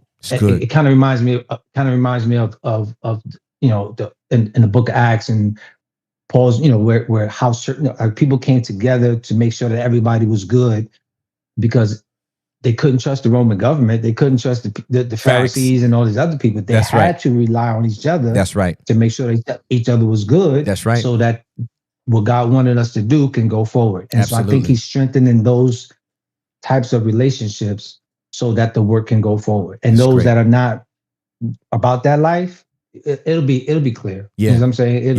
It will be clear. For sure. At the end of the day, we got God on our side. You know what I'm saying? We got the Lord on our side. And so he's not going to allow his children to go without, and he's not going to allow us to not be who we're supposed to be when we authentically are trying to be what we're called to be in him. So that's right. Again, man, I love you guys. I thank you so much. And let's get it, baby. Absolutely, man. I love you so much, man. I hope you have a happy holiday. All right. Same to you and the family, man. Okay. Bless y'all. All right. Thank you. Love you, man. Peace. Peace. Peace. DJ Tone. That's my dude right there. He's so cool. Woo! That man in that book. You feel me? Yeah. Oh my God. Yo, I'm about to be ignorant in 2026. You know what, Hector? Hector been speaking prophetically. Hey. I don't know nothing. I don't know nothing. Amen. Oh, snap. I don't know nothing. That needs to be somebody's prophetic thing. Like, there's some things you should. There's some things you should know in 2026. Yeah, that's good. Honestly, there's some things you should just. I don't know about that. I don't know about that. I didn't look into that. I didn't go down that rabbit hole. Yeah. I don't know about that. My father didn't tell me about. He didn't tell me to do that. He didn't tell me to say that. He didn't tell me to go there. I don't know nothing about that. That's good. That's so good. Were you at the thing? My father didn't tell me to go there. So good. Did you say the thing? My father didn't tell me to say that. Yep. Did you do the thing? My father didn't tell me to do that. That's so good. That's so good. Dios mío. Yo, like I am. Mind blown.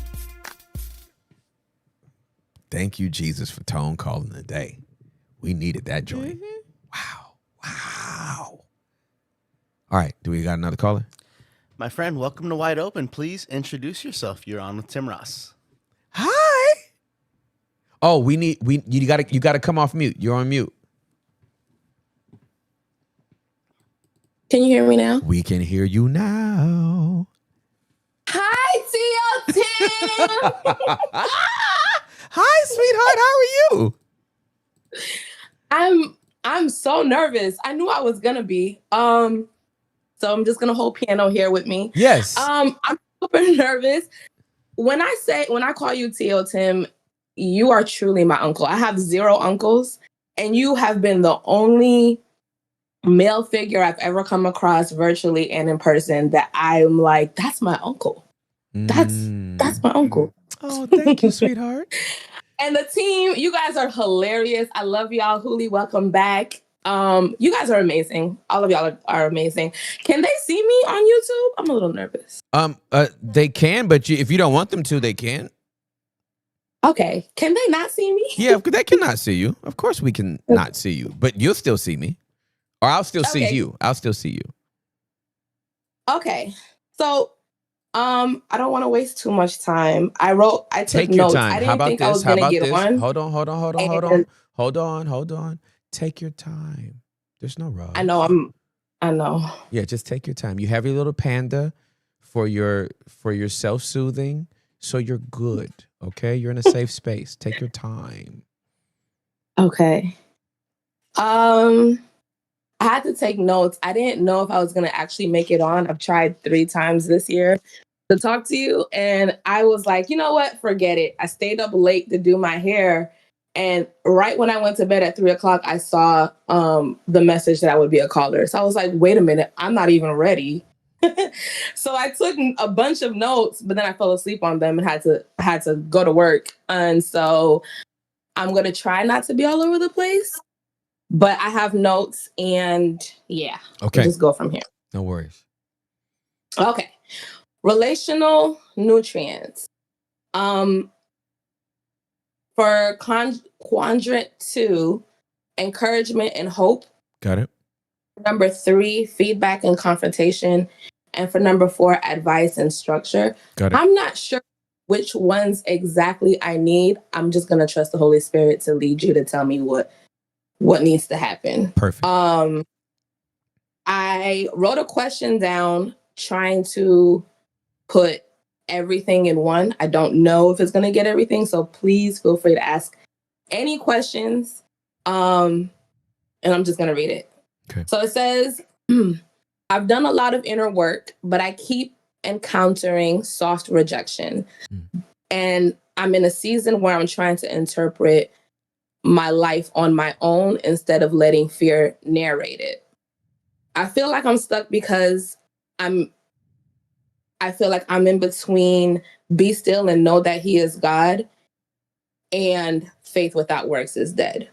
Okay. I like to describe it like this. I know what the mountaintop looks like, but I have no idea of my next step. And generally that's okay. But everything around me is saying that if I take too much time, I'll get buried under the avalanche that's coming. So to be a bit more detailed, I am estranged from my parents, not because they're bad people, but because loving them cost me myself. In the dating sector, I keep, again, encountering soft rejection. And while it's okay, I know all the Jesus glitter to put on it. And I know that his rejection is, rejection is God's redirection. It still sometimes eats at me silently. And finally, I think the biggest pressure point is my finances. I declared about a year ago that my relationship with money has changed. I have unsubscribed from the rat race and hustle culture. And it's like ever since I made that declaration, the attacks, the resistance has been insane. And I almost feel like I know, that picture of the man gold mining. He's like right there, and then he gives up right before he gets to the gold. That's where I feel like I am. I feel like the Lord has taken me through so many different avenues, shown me so much, but I don't want to say I'm confused. I just don't know what I'm supposed to focus on. Okay. And so that has me confused. Got you. And I have context, but if you have questions, because I can be long-winded when I start talking. Fine. So I feel like if you'd rather ask me questions that'll help you help me, okay, that might be safer because the context can. No worries. No worries. Okay. So, first of all, super proud of you, for choosing to be seen. And choosing to be heard, and choosing to be known, choosing to be loved in a season where rejection is being felt in so many different spaces of your life. Mm-hmm. I applaud you for not putting Jesus glitter on it. I commend you for choosing to feel it instead of numbing it. When we choose to feel negative emotions, we're being very brave. When we choose to feel sad, when we choose to feel grief, when we choose to feel the rejection, and it's like, well, dang, am I unlovable? Am I not enough? Am I too much? Am I all the things? To choose to feel that and say, oh, I got to feel this so I can navigate it and then be okay so that we can move forward. Mind, body, and soul. I commend you for doing that. Most people run, right? Most people run. So I think what I want to explore with you is the meaning that you're making of this season. Okay. Being estranged from your parents, singlehood, all the things. What is the current narrative around all that? What are you saying to yourself? What are you saying about yourself? I struggle a lot mentally. Okay. I think that I'm saying a lot of things. I'm saying that, I'm telling myself I'm okay. I'm telling myself that it's just a season. I'm telling myself I'm worthy. I'm telling myself that, I'm going to wake up one day and I'm going to be living the life. There will be redemption with my family. I'll have my own family. And money is not going to be something I worry about. Good. And at the same time, when stuff happens, it's a war zone. Every conversation with my parents seems to take me years back to when I'm a little girl. Things happen at my job constantly that makes me wonder, first of all, I'm not even supposed to be here. God has called me to entrepreneurship, but he won't let me quit. I've been looking for work, and quite literally this week, both me and another person, a friend of mine, were referred to a job where I have all the qualifications, and she had none, and they called her, and I haven't got the call. And so I told myself, that's fine, because you're not supposed to, be working for nobody, no way. You just waiting for God to let you up out this job. I done been through the whole change your perspective thing, but slowly as the week progressed, it's yeah, I know I'm not supposed to be there, but making that money could help me right now. For sure. Okay, fine. That's not what God has called me to do. But so what is your plan? How much longer do I wait? Because everything is coming against me. And it's hard because I'll look at other people and I'm like, people who are in marriages that they aren't happy in, and I'm like, well, I'd rather be single than not happy, so I'm okay. But then it's I was talking to a very great guy earlier this year who I felt like it could have been, and still feel like it could be amazing, and yet he's not doing enough of his work to see me. And so I'm like, okay, well, I'm not going to wait around for you. Right. But in moments where, I do feel like in moments where I feel like I struggle most with loneliness, it's dang, so all of you guys say the same thing, I'm amazing, but not amazing enough to stick around, not amazing enough to do what you're supposed to do. And so earlier this year, I went and bought a puppy. I'm not even a animal person. I'm trying to get some semblance of family, some semblance of, outside of my church community and stuff like that, to just try to keep my sanity. So it's a war zone, Uncle Tim. I am telling myself all the things that I can tell myself. I know I can go to, I don't know the addresses, but I can pull any scripture up when I'm feeling something. But it's okay, Ann, you're still here. Yeah. And we've been here for 6 years. My mom had a stroke in 2019, and she's been paralyzed. And there was so much guilt around, oh, so you're not going to go if she's paralyzed? You're not, I have Haitian parents. They came in as immigrants. They're citizens now. But they hold a lot of pride in a lot of different things and family. And because I chose not to do things their way, it almost feels like they don't want nothing to do with it. So. What are you feeling right there? What's coming up?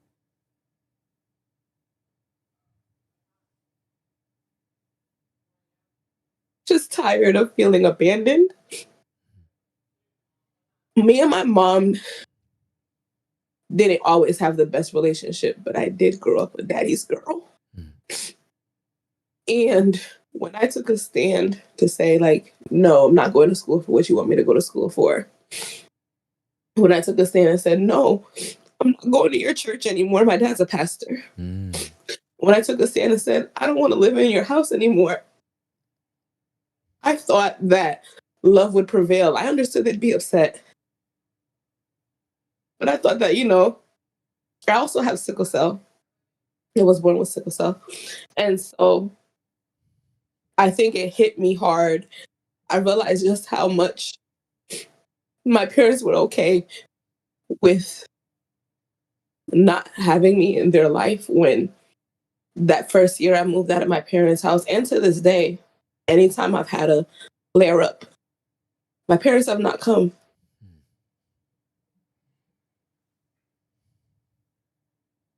And the two times my dad did show up when I was sick, was because one of his church members was like, hey, that's not right. You need to go see about your daughter. And so for me, I grew up thinking like, I grew up knowing, because my parents, again, in the church, I grew up knowing, like hearing stuff like the world can abandon you, but you'll always have God. And culturally, I grew up like family is everything. And so I expected the world to abandon me, just not my parents. So I think the abandonment came at a shock. Of course. I feel like I was always meant to be in this place because my parents care a lot about what they look like. And that was a lot of the reason why I decided to leave in the first place, because they cared more about what they looked like than what things actually were. And I didn't have a voice. Like I had a voice, but I didn't know it was always being silenced. And so I think when I started to find my voice and I started to speak on things, it was easy to make me look crazy because I was the only person saying certain stuff. Yeah. And so, yeah, I just took it upon myself to finally leave. That's kind of how I found you in 2018 when I got really just sick of everything and decided, okay, I got to do this. I got to start back over with God. Because I found God for real in 2009 when I left for college. I left for college with every intention to wild out, and within 3 months, the Lord found me. And so, but when I moved back home, my relationship with my parents made me stray from the Lord. And so in 2018, when I got tired of it, I missed the Lord, I missed God, but I was tired of being told that I wasn't serving right because I wasn't serving the way that they wanted me to. And I broke away. That's when I found Mike Todd, who is my big brother. Nobody can tell me any different. And then I found you on the basement. And you've given me so much language to that in therapy. You in therapy and the Lord has given me so much therapy to the things that I feel. I still feel alone. Like I know I'm in community. Yeah. I found a good church home. Yeah. I have a great group of friends. And I'm by myself. And I'm alone. Yeah. And I'm lonely. Yeah, for sure. So that's what I'm feeling. Okay. Oh, I'm so proud of you. I love you. And thank you for the gift of your vulnerability to share something that's so personal and so difficult. I called you brave already, but the bravery is profound, especially within your cultural family dynamic. I'm married to an Afro-Caribbean, so I know how enmeshed and codependent families become on each other. And when you decide to remove yourself from that family system, there is a rejection that is strong, it is loud, it is painful, it is disrespectful, It is gaslighting. It is all the things. Add Jesus on top of that, and it's a category 5 hurricane of scriptural confusion. Because what the hell are you talking about? You needed a church member to remind you that this is your daughter and you need to go see her? You preach every weekend and the Holy Ghost has been giving you sermons for a whole church and you can't talk to your daughter? Don't get me started. He'll hate me too. What the hell are we talking about right now? This is category 5 dysfunction. This is DEFCON 11, and DEFCON doesn't go to 11. It's so, like, my brain wants to explode. I'm like, I can't stand when our parents hide behind their pride in their religion. Haitians do it. Jamaicans do it. Bahamians do it. What? Whew. That spirit of religion in Afro-Caribbean cultures will have you dizzy as an adult child. So kudos on you even surviving that. Because, wow. Do you know how many children wind up folding and acquiescing and just, okay, I'm so sorry, I'll come back, and you were right, just to keep the peace? So your loneliness is the consequence of your bravery as it relates to your nuclear family dynamic. And it's like, I love y'all, but I can't participate in the dysfunction. That's not good for me or y'all. So, okay. All right. So more than anything, there's so much I could tell you, but more than anything, what I want you to take the time to do, and I'm not saying it's going to be done between now and December 31st. I'm just saying I need you to take time during this season. And the season could be a few hours, a few days, a few weeks, a few months. Right? There's no time limit. But there's a lot for you to grieve. There's a lot of grief work that I feel like you need to be doing right now. And you have the time to do it. Right? And even though you getting that puppy might have felt random, they are so good for emotional support. They are so attuned to their human. And so I just want you to take the time to allow whatever emotions come with all the aspects of your life, invite them over. If sadness comes, let it in the house. If a lot of crying comes, let it in the house. If a bunch of anger comes up, let it in the house. Give it something to punch. Right? That bear might become your punching bag, right? You're cuddling with it now, and you might have to uppercut it later, right? The panda can take it, like whatever you need to do. But I would start with my parents and work my way out. I would start with do you have any siblings? A brother. A brother. Is he still within that dynamic? He's floating. Okay. His way of escape was getting in the medical field. That's what they wanted me to do. Of course they did. And yeah.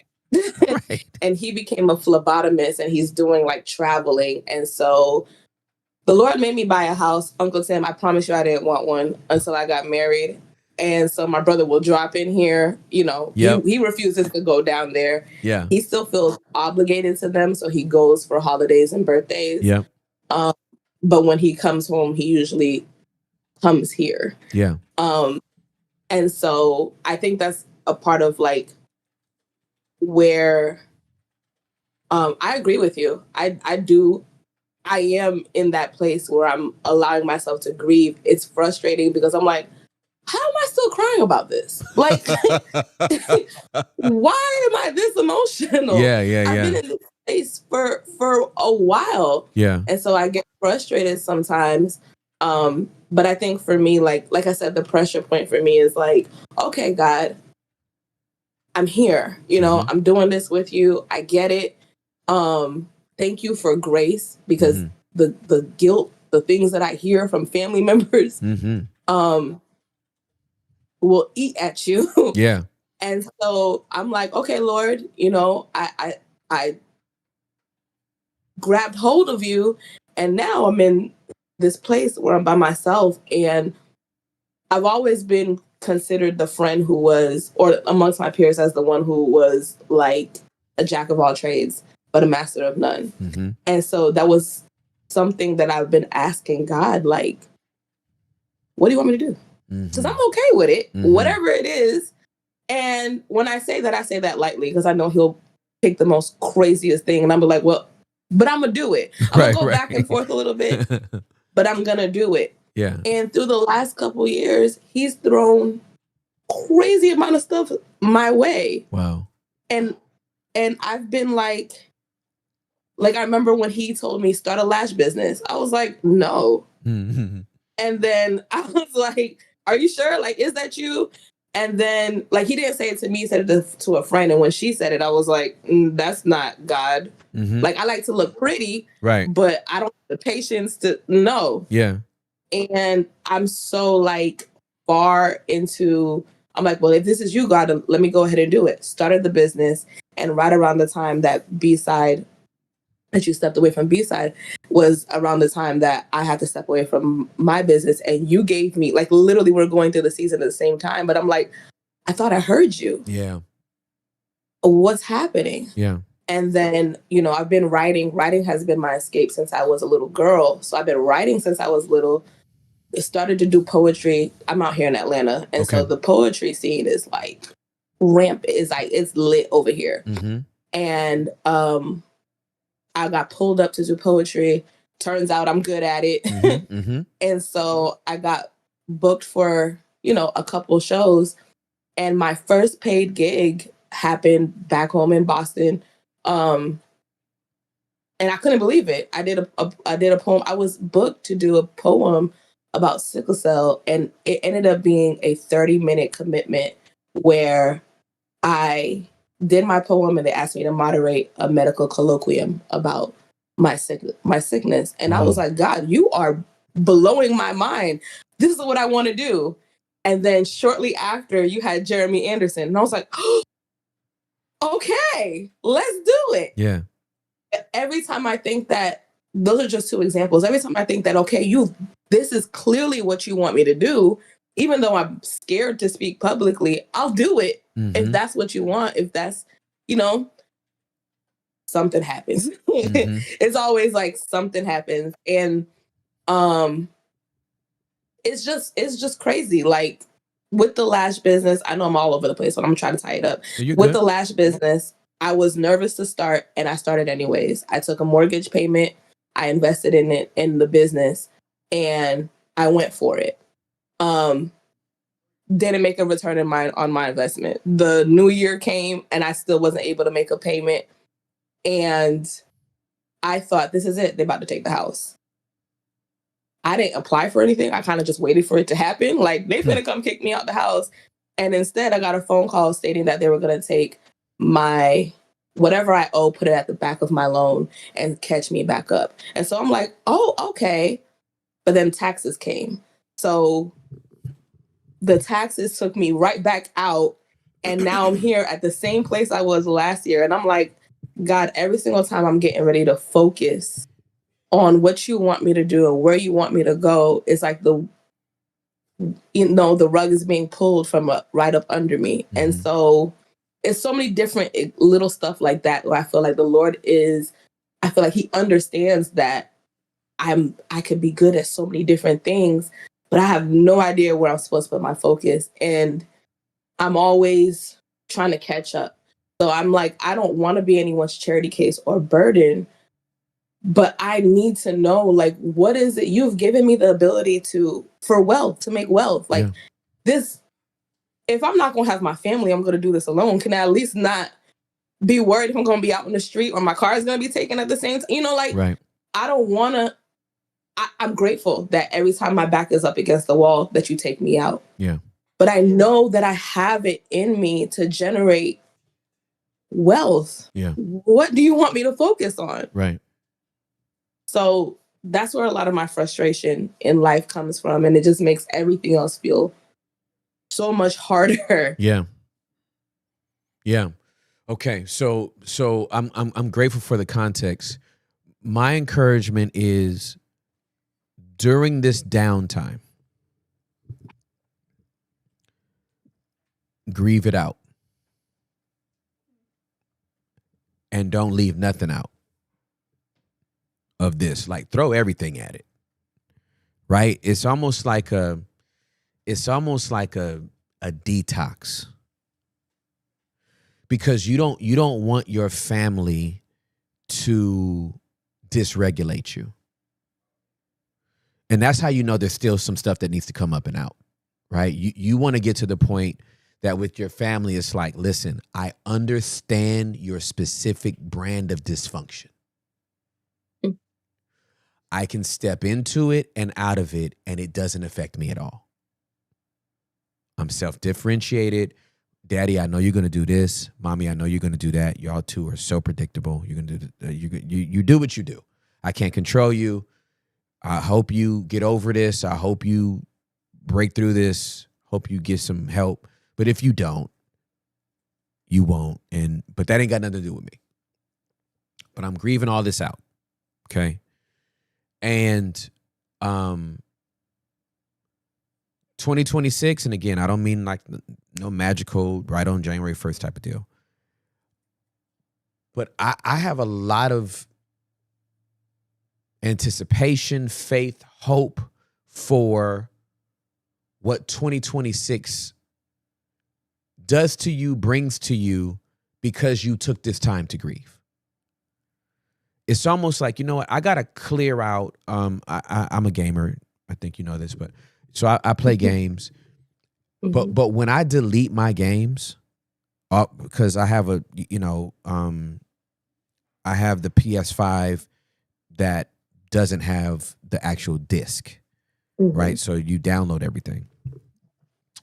And I have, I don't know, 1 terabyte of space or storage or something like this. But I always want space. I don't know what it is about me. I just want bandwidth, right? So I never let it get filled up. I always get the iPhone that gives you 1 terabyte or 2 terabytes, because I'm like, I'm not about to look down at my phone and my phone tell me you can't take another picture. I will fight you. If I want to take a 3-hour video of my wife flying a kite in a bikini, I don't want my phone telling me you out of room. Right? So I just always get as much storage as I can.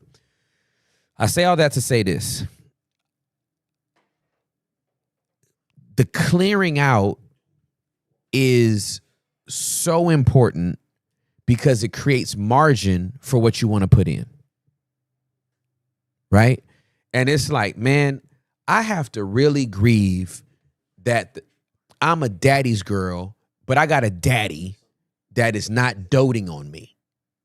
Damn you, man.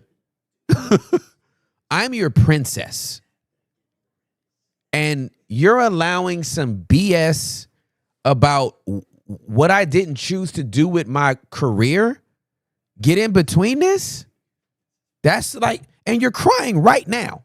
Like, as soon as I said it, you started crying. Those tears are important because your dad means something to you. And the relationship you had, even though it might have been funky, meant something to you. So to be estranged sucks. And all of those tears, I know you're tired of crying and you still need to cry.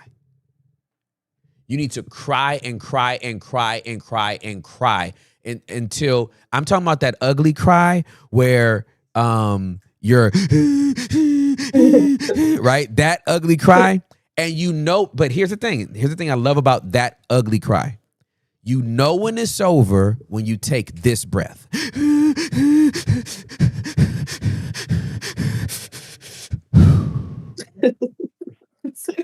You know it, right? You know it. You had it, right? When you get to that part, it is over. Your body is fully regulated. You're relaxed. And it's the best sleep ever.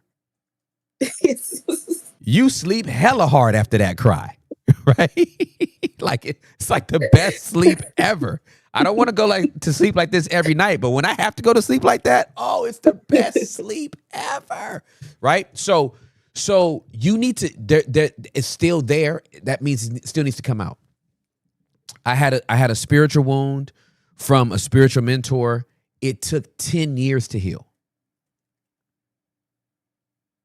It took 10 years to heal. I know you said you were at 6, right? And I'm not saying it's going to be 10, but it gives a profoundly different perspective to wait on the Lord. Wait on the Lord. He will renew your strength, right? Like that song is cute until you're in year 9. That's what happens when you wait. Well, damn it, it's been 11 years. I hate this song. That's how I feel. Right. I don't want to hear this song no more. I'm tired of waiting. And the other side of it, thank you, Holy Spirit. The other side of it gives you amnesia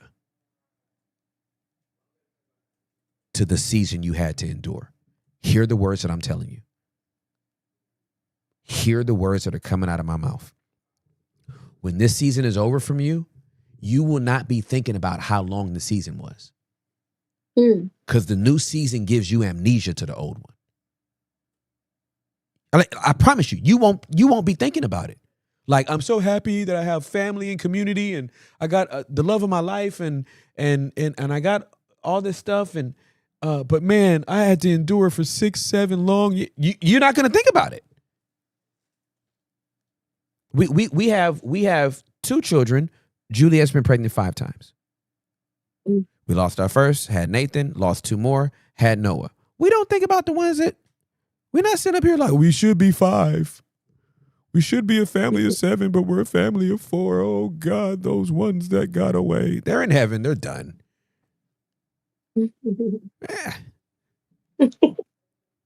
So I'm just letting you know that as hard as this is right now, the next season gives you amnesia to this.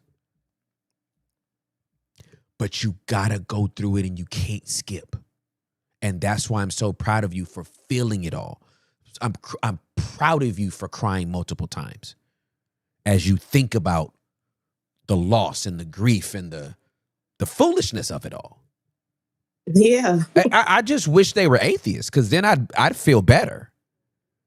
But pastors doing this, I want to donkey kick them both in the chest. I'm so sorry to say this about your parents, but ew.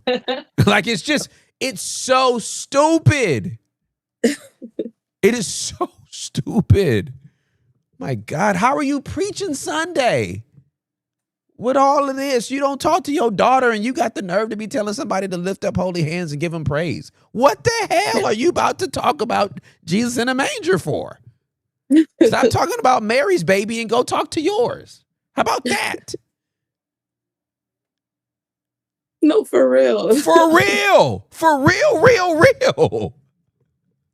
I'm 20 minutes away and you are upset that I don't make the effort to come to you anymore. That's crazy.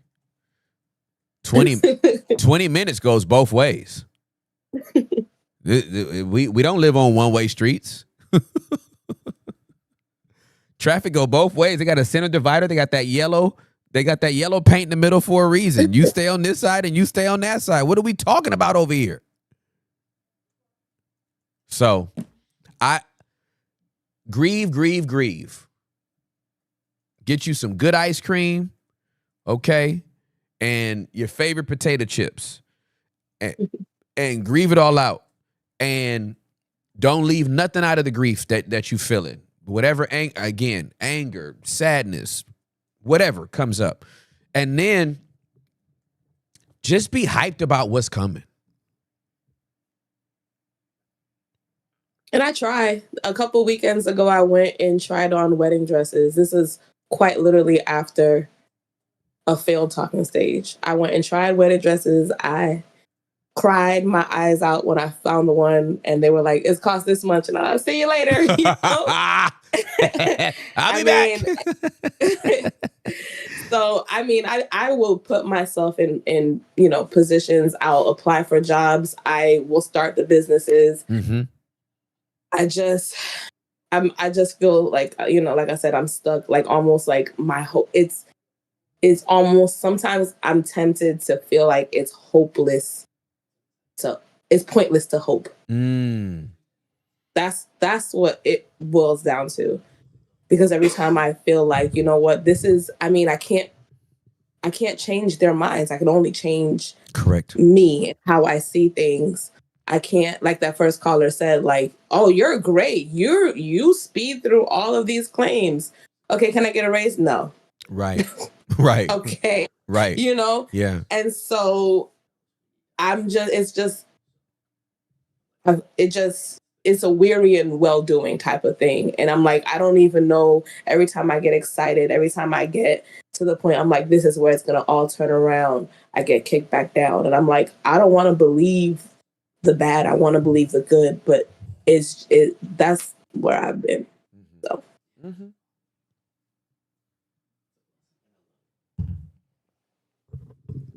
I completely understand it and identify with it. And this too shall pass. Just believe me on it. You don't have to trust what I'm saying. Just have faith in what I'm saying. This is not your forever. Feels like it, has felt like it, and this is not your forever story. You just got to make it through it. Okay. Okay. I love you so much. I love you. Can I introduce you to Yona? Yes, please. And then I'll get this one. Please show me Yona. I gotta see Yona. OMG. Say hi, Papa. He don't like being lifted up in the air like this. But this is Yona. Yona. What breed is he?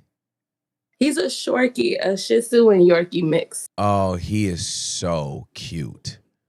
Thank you. He is so cute. How old is he? He will be 1 next month. Okay. When did you get him? In March. It was impulse. It was so impulsive. I am not a dog person. I just saw him on Facebook Marketplace. She wasn't charging much for it. I was like, we'll pay the next bill next month. And I brought him home. And then I was like, what did you do? This is crazy. Yeah, the training. But I got past the puppy blues. And now, I take him everywhere I'm allowed to take him. So that's awesome. That's awesome. But thank you. Thank you. You encouraged me so much. You give me language to so much. When I found the basement, I didn't realize it was the first episode. And I went digging for more episodes because when you gave the vision of the basement, when you shared that, it blew my mind because I was literally curating safe spaces. That's who I am. I love to curate spaces for people. Like for what I didn't have, I like to give it to other people. Yep. And so I literally host this thing in my home called Talk Worship, where I select a topic and, I tell everybody, come for a worship night. And so you think you're coming and singing, but we're actually just talking about this hard taboo topic that the church does not confront. Yes. And, we ask the hard questions and we sit there and we talk like, what's your real beef with the church? Like, what's really, and get under these things. So when I found that first episode, I was like, this guy is doing what I'm already having in my heart.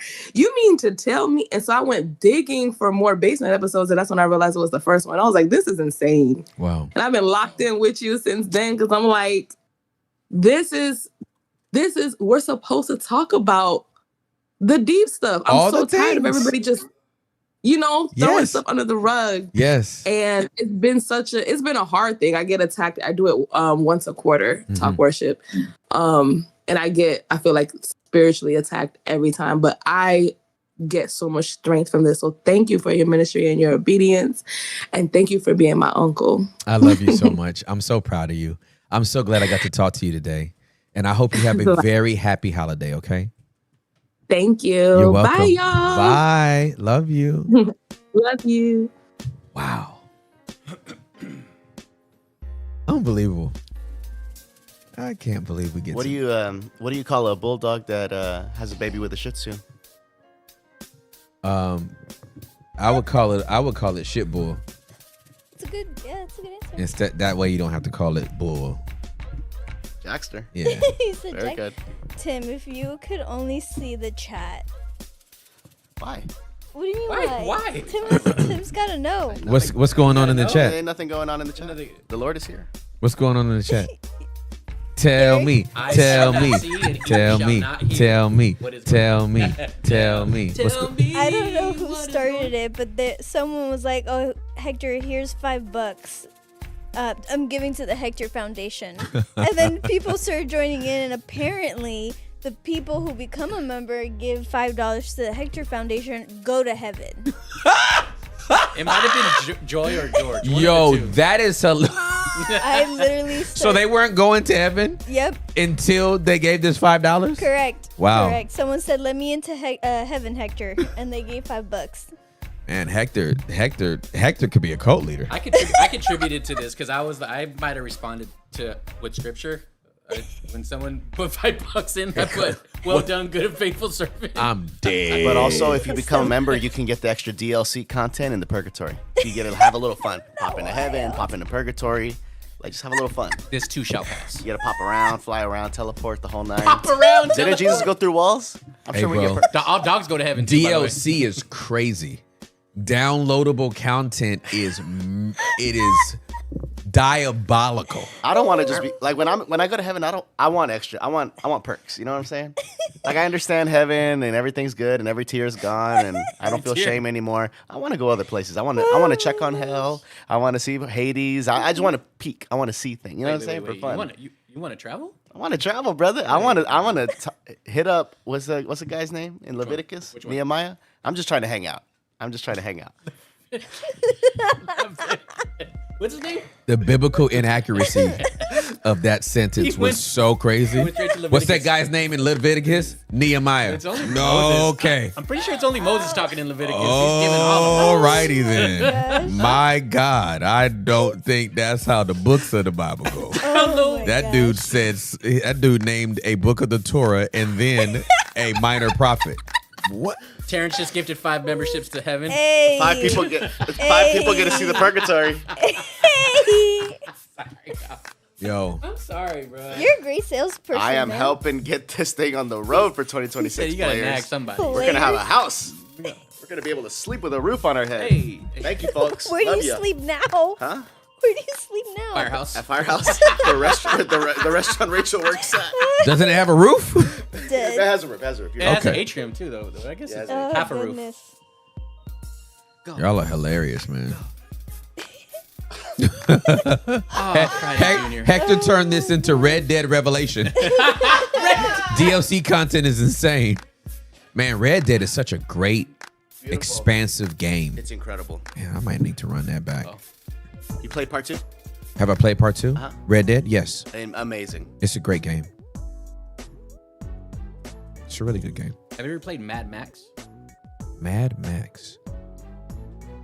I don't know. Okay, got it. Locked in. Mad Max, the never know. video game? Correct. It's a video game? Yes. I don't think I've heard of it. Got it. I didn't even know it was a game. It is.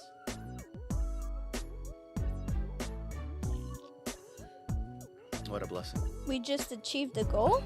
We achieved the goal? Yeah, got 10 out of 10 teal super chats. We There's got only 10, 10 spots. 10 folks have given today. Thank you, guys. Hey, come on, Super Chat. Thank you, Lord. Shout out Hector's Foundation. Trying to help. Trying to help. I'm still marinating on. Sorry, were you gonna say something, Tim? No, go ahead. I'm still marinating on the call before this one where Tone. with Tone. Yes, thank Yes. you. Because I know, which apparently I just found out there's no such thing as your left brainer or right brainer. That's a myth. You use your whole brain. Okay. And so I was just, when you were having that conversation, I was just picturing people who are more logical, who have that personality that are very literal, logical, analytical, Yes. lack empathy, Mm-hmm. aren't super emotional. And a lot of them are wired to always have a resolution. Like they're very structured, very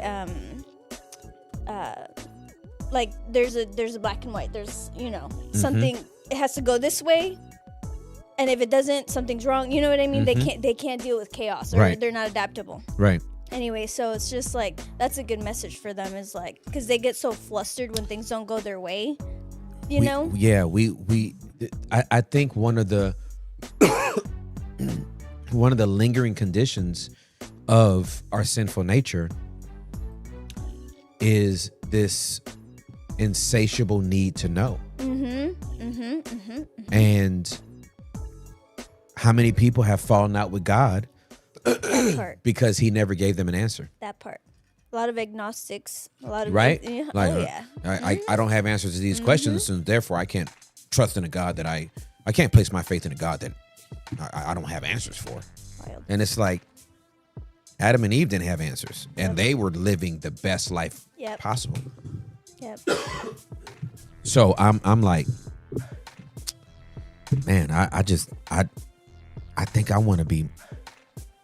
I think I'm on a mission to not know stuff. I'm right behind you. You know what I'm saying? Yep. It's like, Yep. Lord, just tell me what you want me to do. Tell me where you want me to go, and tell me what you want me to say. And I'm gonna if I just focus on that, I think I'll be winning. I don't need to know all this other stuff. I don't need to know what everybody else is doing. I'm happy for everybody else. You know what I mean? Or I'm praying for them. Even if I ain't happy for them, I'm praying for them. But like all this other stuff, man, That was so good. I don't need it. Tone for the win. Tone for the win.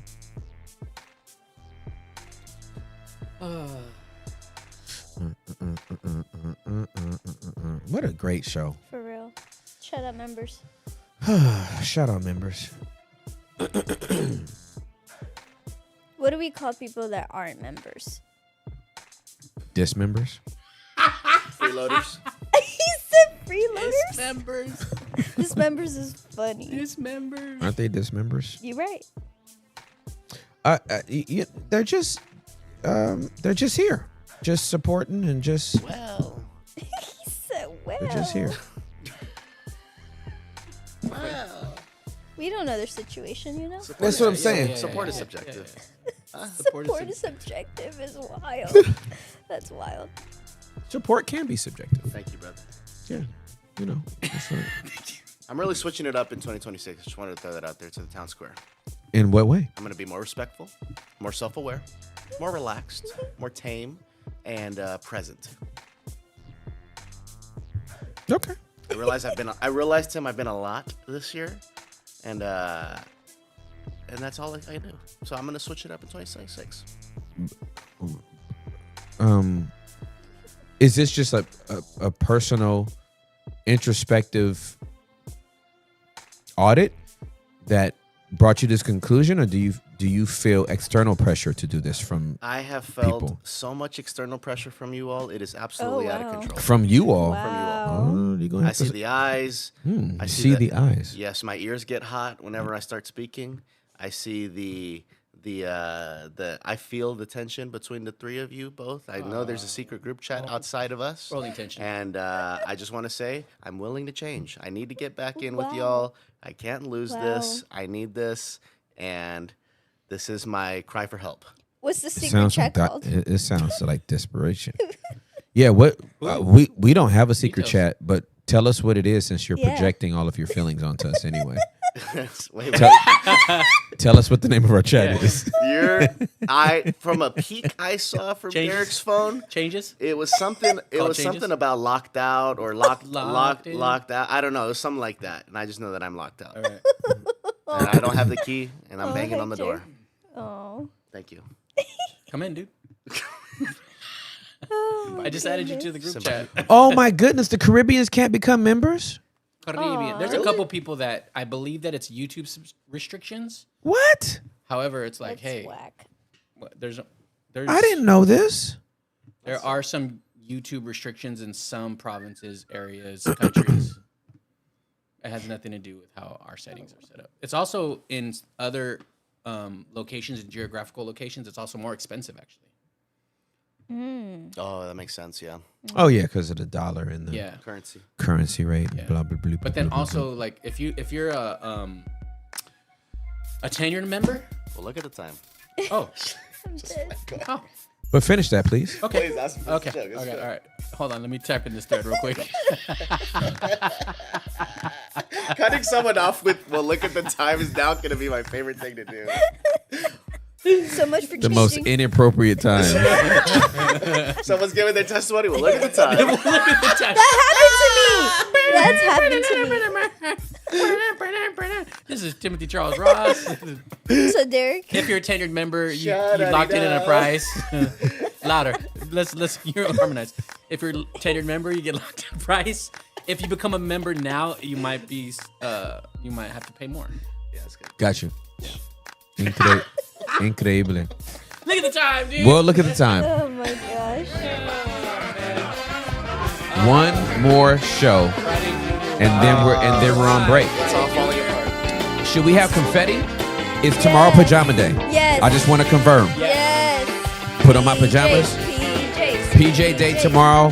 I'm wearing a onesie. I'm Timothy Charles Ross, Hector Alejandro Guerrero, Derek, Israel, Santiago, Juliana, Buendia, Karlovich. Wow. Friday Junior. Did you bark at No. that?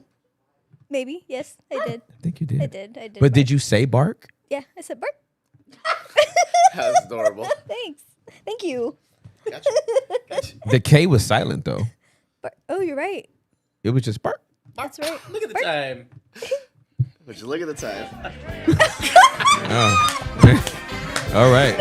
Look at the time. This memo is live stream. Just had a great just had a great show. And now we're gonna wrap up. I'm Timothy Charles Ross. That is Hector Alejandro Guerrero, Derek Israel Santiago, Juliana, Buendia, Karlovich. Sing it, Derek. Well. Yeah. My Lord. There we go. I did it with a K. Man. There was only one more show. We could be completely unhinged tomorrow. Oof, Would you look at the time? I'll show you. I'm just playing. It's like, what is going on? We're gonna sign off 19 times. It's bring your family to work day. Yeah. Yes, bring your family. It's like when Niggas in Paris came out. Yeah. By Kanye and Jay-Z, and they did their live shows. Oh yes. They would, depending on the crowd reaction at the end of every, because that was the last one that they did at the end of every show on their Watch the Throne tour. Depending on the crowd reaction, they'd run back the song again. Whoa. And I think it was either Paris or LA that did it the most times. I can imagine. Like 40 yeah. times or 50 times. They did the song like That's crazy. It's amazing. Those are real fans, because for them to yeah. like do it. I went to nonstop. we went to the concert. Juliet and I went to the concert in Dallas because my friend is the MD for Jay-Z, and I think they only did it 4 times here, and they were like, oh, yeah. But Dallas goes to bed. Dallas is like, all right, Thanks, guys. We'll go to Bye. church tomorrow. That's hilarious. We got work in tomorrow. We got work in the morning. Today's Tuesday, and that was it. They weren't trying to stay up a fortnight. Oh, it was L.A. It was L.A. Yeah, they did it. I don't remember exactly how many times, but L.A. was like, y'all, we ain't going. We don't have jobs. LOL. We had enough money to get in this concert, and we gon' push it for all it's worth. Peace.